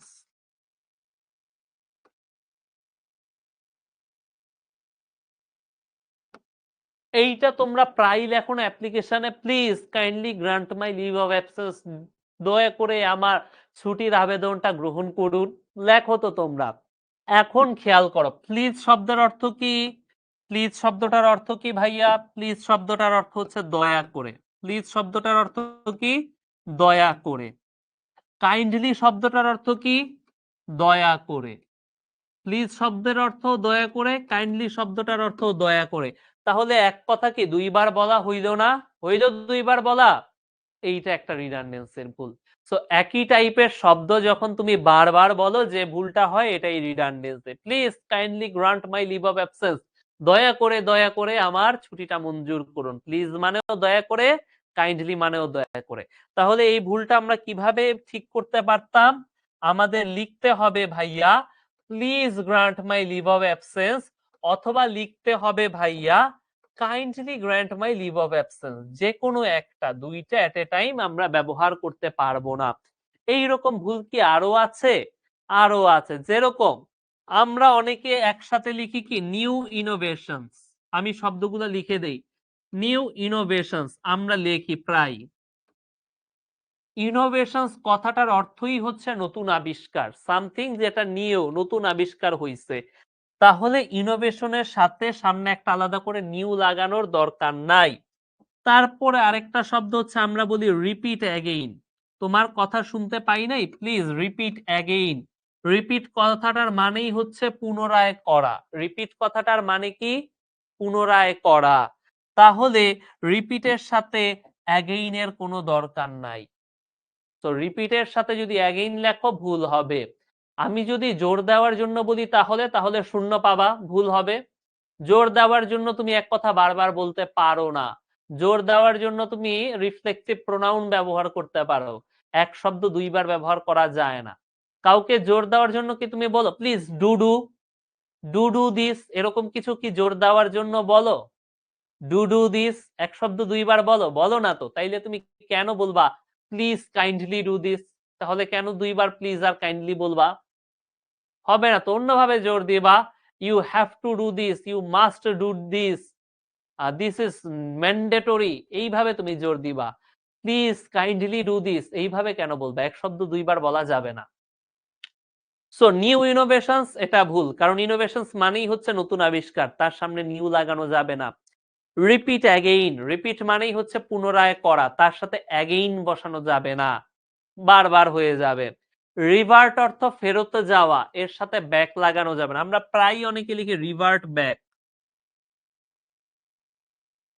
আমরা প্রায় অনেকে একটা শব্দ লিখি, শব্দটা কি? শব্দটা হচ্ছে রিভার্ট ব্যাক। রিভার্ট কথাটার মানেই হচ্ছে ফেরত যাওয়া, তার সাথে আবার ব্যাক লাগানোর কোনো দরকার নাই। কি দরকার নাই? তার সাথে ব্যাক লাগানোর কোনো দরকার নাই। আচ্ছা, তারপরে হচ্ছে ওই যে সামারাইজ শব্দের সাথে ব্রিফলি ব্যবহার করা যাবে না। অনেক জায়গায় দেখবে কোশ্চেনে লিখে দিছে যে ব্রিফলি সামারাইজ দিস। অনেক জায়গায় লিখবা প্রশ্নে লেখা আছে, স্কুলের প্রশ্ন, স্কুল কলেজের প্রশ্নে এরকম লেখা আছে যে ব্রিফলি সামারাইজ দিস। সামারি কথাটার মানেই হচ্ছে সংক্ষিপ্ত। সামারি কথাটার মানেই সংক্ষিপ্ত, তাহলে এটার সাথে আলাদা করে ব্রিফলি লেখার কোনো দরকার নাই। এটাই হচ্ছে রিপিটেশন, এটাই হচ্ছে কি তোমার রিডান্ডেন্সি। এইরকম আর কি কি আছে, এই যে নিয়ারলির সাথে অলমোস্ট বসবে না, রিজনের সাথে বিকজ বসবে না, রেফারের সাথে ব্যাক বসবে না, লিস্ট দিয়ে দিছে তোমাকে। কাজিনের সাথে ব্রাদার বা সিস্টার বসবে না, সাফিসিয়েন্টের সাথে এনাফ বসবে না, কম্বাইনের সাথে টুগেদার বসবে না। এই যে দেখো একটা কমন ভুল প্রচুর দেখি আমরা ফেসবুকে লিখছে কম্বাইন টুগেদার, দেখবা প্রচুর ইংলিশে এই শব্দটা লেখা, দেখবা ফেসবুকে অনেকে লিখছে কম্বাইন টুগেদার, প্রচুর লেখা দেখবা, এটা কিন্তু ভুল। কম্বাইন অর্থই মিলানো, একত্রে মিলানো, এর সাথে টুগেদার লেখার কোনো দরকার নাই, কোনো প্রয়োজন নাই টুগেদার লেখার। সো এই যে একটা লিস্ট দিয়ে দিয়েছে, রিস্টোরের সাথে ব্যাক হবে না, জয়েনের সাথে টুগেদার হবে না, দি সেম এর সাথে এক্স্যাক্টলি হবে না, শব্দগুলো এই যে অনেকগুলা শব্দ হয়ে গেছে, গিফটের সাথে ফ্রি হবে না, এসেনশিয়ালস এর সাথে বেসিক হবে না। তোমাদের কাজ হচ্ছে এই যে এই লিস্টটা পড়া।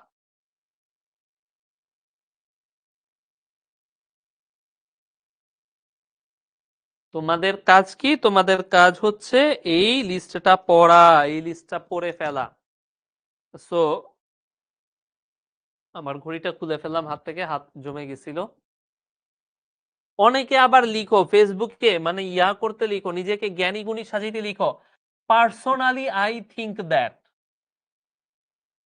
অনেকে জ্ঞানী গুণী মানুষ বুঝাইতে ফেসবুকে এইভাবে লিখো, আমিও কোনো এককালে ছোটকালে লিখতাম personally I think that.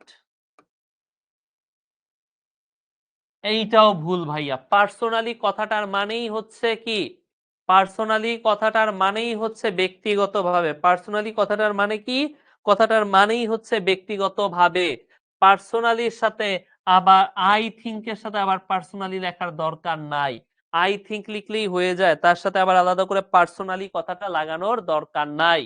So কিছু কিছু শব্দ আমরা ডাবল ব্যবহার করি, এইটা যেন আমরা না করি, এটাই হচ্ছে গিয়ে কাজ। ওকে, সো তোমাদের এই যে স্লাইডটা দিয়ে দিছে, স্লাইডে হচ্ছে গিয়ে তোমার হচ্ছে জিনিসগুলো সব দিয়ে দিছে যে কোন কোন ওয়ার্ড ব্যবহার করলে রিডান্ডেন্সির ভুল হয়, দেখো দিয়ে দেওয়া আছে। রিডান্ডেন্সির রুল একই, যে তোমার একই শব্দ ডাবল ইউজ করা যাবে না। যেমন এই যে উদাহরণটাই খেয়াল করো, the money that I have is sufficient enough for my need.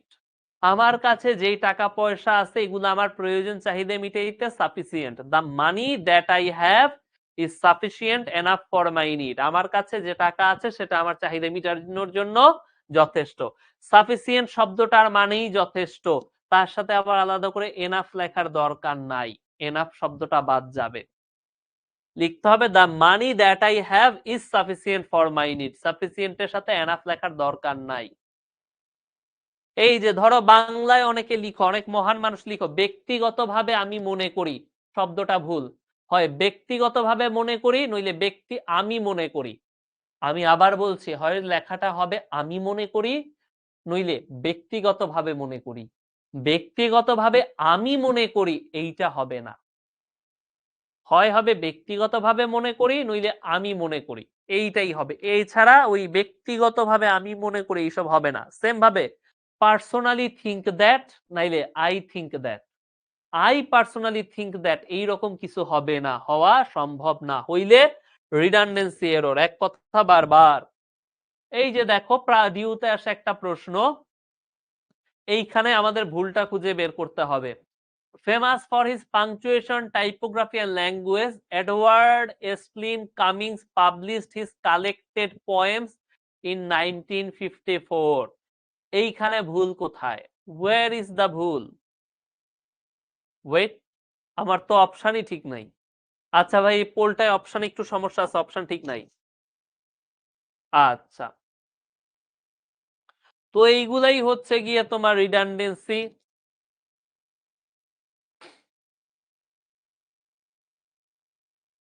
এগুলাই হচ্ছে রিডান্ডেন্সি, তো খুব আহামরি কিছু নাই এগুলা। সো পোলগুলা ইয়া অপশন একটু সমস্যা, পোলগুলার অপশন চেক করা হয় নাই। ওকে, সো মোটামুটি আমরা রিডান্ডেন্সি জিনিসটা কি আমরা বুঝলাম। আমরা কি করব, আমরা ওই স্লাইডটা দেখে নিব, মুখস্থ করে নিব।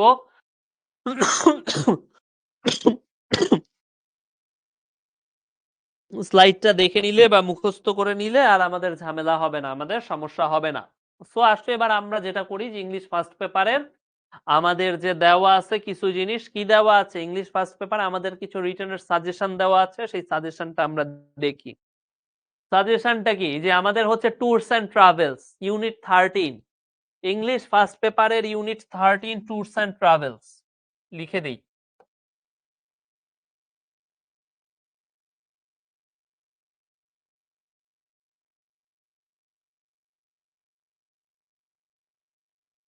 ইউনিট 13 এর ট্যুরস এন্ড ট্রাভেলস এই যে আছে, এই জিনিসটা, এই জিনিসটাকে নিয়ে হচ্ছে গিয়ে কি আমাদের হচ্ছে এই যে এখন আমাদের রিটেন পার্টের সাজেশন গুলো আমরা একটু দেখবো। সো আসো একটু আমরা দেখি রিটেন পার্টের সাজেশন গুলো একটু ভালো করে। সো প্যাসেজ হচ্ছে এইটার, এই বইয়ের ভিতর একটা প্যাসেজ আছে যে travelling to a village in Bangladesh. দেখো, তো প্যাসেজটা তো তোমরা পড়ছো, এই প্যাসেজ গুলা নিয়ে আলাদাভাবে বলার কিছু নাই, এগুলা তোমরা জানো। সো এই প্যাসেজ থেকে আসা তোমার হচ্ছে ইম্পর্টেন্ট ওয়ার্ড গুলো আমরা দিয়ে দিয়েছি। এই প্যাসেজ থেকে তোমার ভোকাবুলারির জন্য যা যে ইম্পর্টেন্ট ওয়ার্ড হতে পারে ওই ওয়ার্ড গুলা, ওই ওয়ার্ডের পার্টস অফ স্পিচ গুলা, ওই ওয়ার্ড দিয়ে বানানো কিছু সেন্টেন্স আমরা দিয়ে দিয়েছি। একটু পড়ে নিতে হবে তোমাদের প্রত্যেককে, হ্যাঁ, প্রত্যেকে পড়ে নিবা। যেমন কমপ্লিমেন্ট শব্দের অর্থ প্রশংসা, এটা একটা নাউন, এটার সিনোনিম হচ্ছে অ্যাডমিরেশন। এটার সিনোনিম সরি, কমপ্লিমেন্ট শব্দটার বাংলা, কমপ্লিমেন্ট শব্দটার বাংলা নাউন, এটার সিনোনিম অ্যাডমিরেশন। এটার হচ্ছে এটা দিয়ে একটা সেন্টেন্স আমরা বানিয়ে দিয়েছি। সেন্টেন্সটা কি, এ ট্রু কমপ্লিমেন্ট এনকারেজেস আ লট, একটা সত্যিকারের প্রশংসা আমাদের অনেক উৎসাহিত করে। তো তারপরে এই যে শব্দগুলো আমরা দিয়ে দিয়েছি তোমাদের জন্য, অনেকগুলো শব্দ এই চ্যাপ্টারের ভোকাবুলারির জন্য খুবই ইম্পর্টেন্ট একটা জিনিস। এখান থেকে কিছু রিটেন পার্টে আসার মতো প্যারাগ্রাফ আমরা দিয়ে দিচ্ছি। সো এই চ্যাপ্টার থেকে, এই ইউনিট থেকে একটা প্যারাগ্রাফ আসতে পারে ব্লু ইকোনমি, একটা খুবই ইম্পর্টেন্ট একটা প্যারাগ্রাফ হতে পারে ব্লু ইকোনমি, যেটা দিয়ে দিছি তোমাদেরকে। প্যারাগ্রাফ তো তোমরা নিজেরা পড়ে নিতে পারবা, ক্লাসে আমরা তোমাকে বেশিক্ষণ আটকায় রাখবো না। Blue economy. আর একটা প্যারাগ্রাফ আসতে পারে ইকো ট্যুরিজম, ভর্তি পরীক্ষা একটু কঠিন কঠিন প্যারাগ্রাফ দেয়। আরেকটা প্যারাগ্রাফ হতে পারে কি, ইকো ট্যুরিজম, দিয়ে দিচ্ছি, এটাও তোমাদের একটু কষ্ট করে দেখে নিবা সবাই। সো এখানে এই প্যারাগ্রাফ গুলা ছাড়া আসলে আহামরি কিছু নাই ক্লাসে, এর চাইতে বেশি আসলে আহামরি যাওয়ার উপায় নাই, এইটুকুই। তো এখন তোমরা বলো, এই ক্লাসে বুঝো নাই এমন কি কি আছে? ক্লাসে কি সবকিছু বুঝছো, সবকিছু ক্লিয়ার, নাকি কিছু বুঝো নাই এরকমও আছে? সব কি ক্লিয়ার নাকি বুঝতে পারো নাই এমন কিছু আছে, বলো তো, বলো বলো, ক্লাস নিয়ে অপিনিয়ন দাও।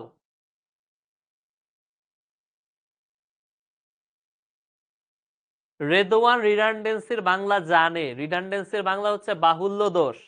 আমি খেয়ালই করিনি রেদওয়ান তুমি যেটা লিখেছো, বাংলাটা আমিও ভালো জানতাম না। আমি ডিরেক্ট মিনিংটা জানি যে পৌনপুনিকতা, বাট বাংলা গ্রামার কি বলতো এটা আমার মনে নাই ভাইয়া। আমি তো বাংলায় ভালো না, বাংলাতে আমি দুর্বল। সত্যি কথা যেটা, নিজের দুর্বলতা স্বীকার করাটা খুবই ইম্পর্টেন্ট। সো আমার দুর্বলতা হচ্ছে আমি বাংলায় দুর্বল।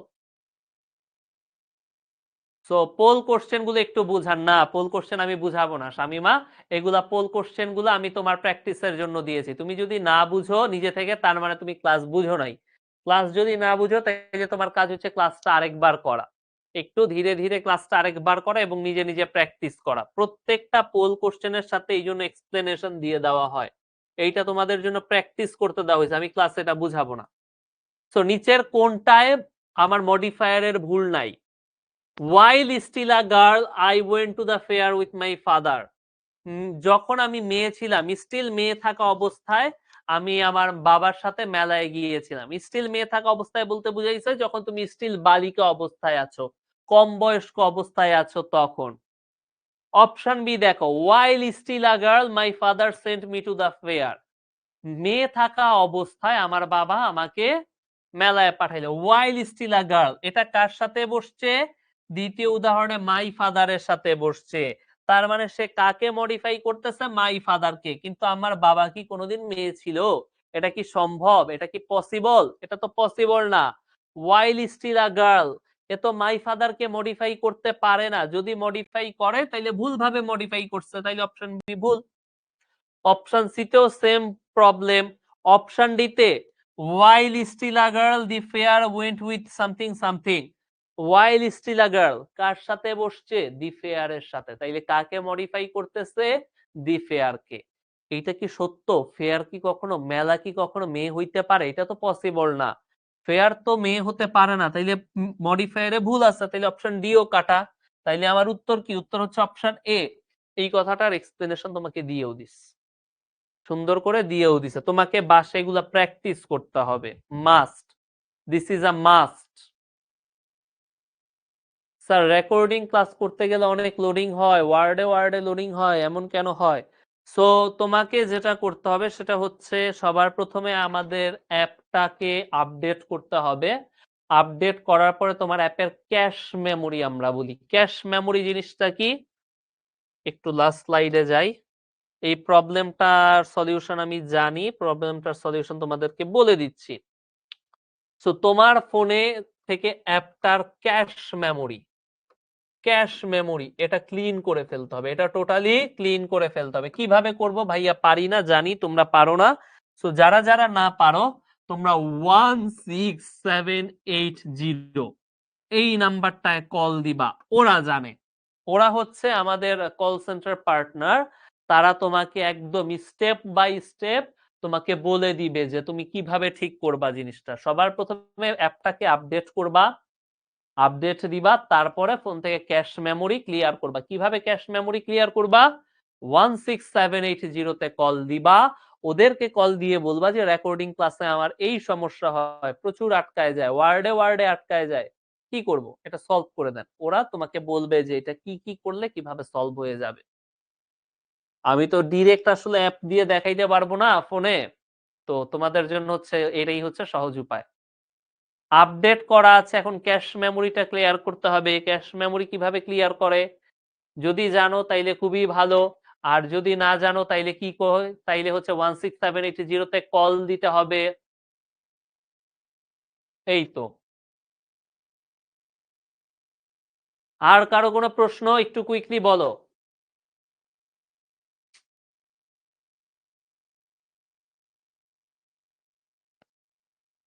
আর কারো কোনো প্রশ্ন? আর কারো কোনো যদি প্রশ্ন না থাকে তাহলে তোমাদের জন্য শেষ সময়ের একটাই হচ্ছে কি আমি সাজেশন দিয়ে আমি ক্লাসটা শেষ করব, সেটা হচ্ছে তোমাদের আর 1 মাসের মতো বাকি ভর্তি পরীক্ষার, খুব বেশি দিন বাকি নাই।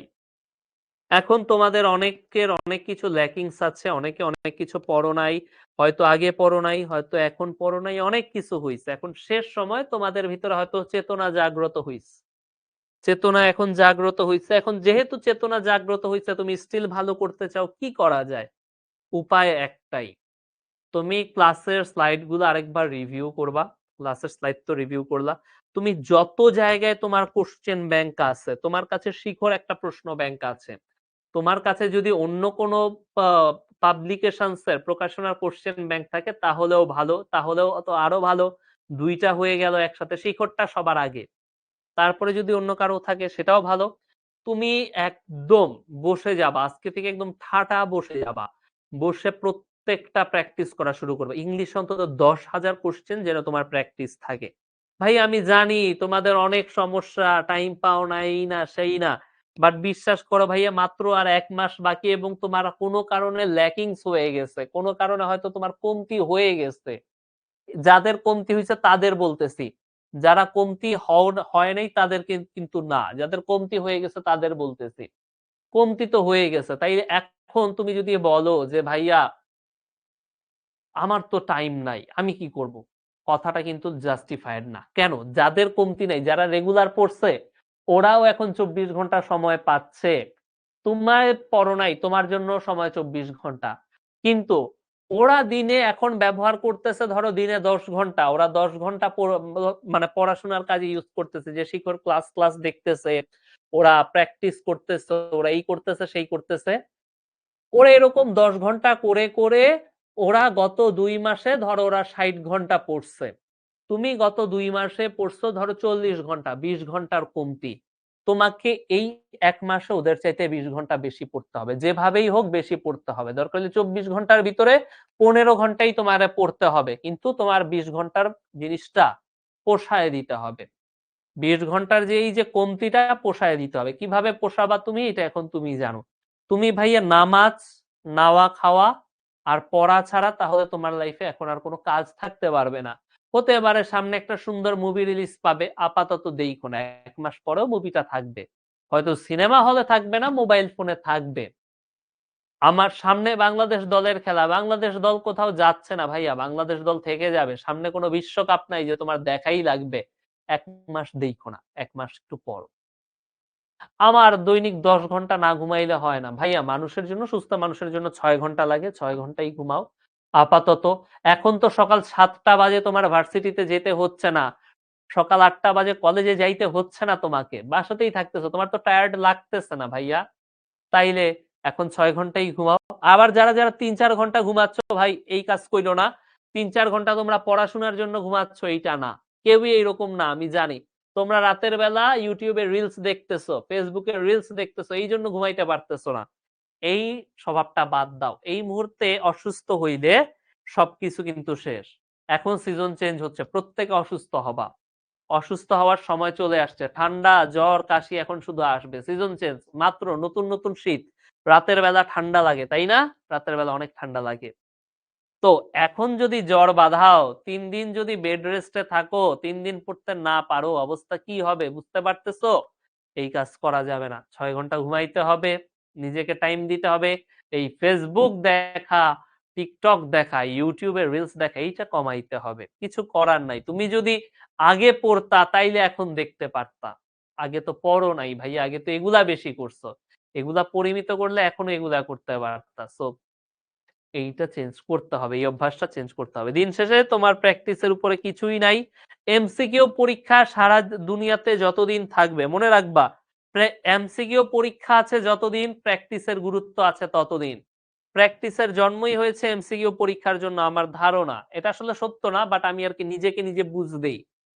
তো যেহেতু তোমাদের ভর্তি পরীক্ষা মোস্টলি এমসিকিউ, অধিকাংশ এমসিকিউ, তাইলে কি প্রচুর পরিমাণে প্র্যাকটিস করতে হবে। সো তোমাদের জন্য অনেক দোয়া, অনেক শুভকামনা। এই পর্যন্তই রাখি আজকে। আজকে আর না যাই, টাটা বাই বাই।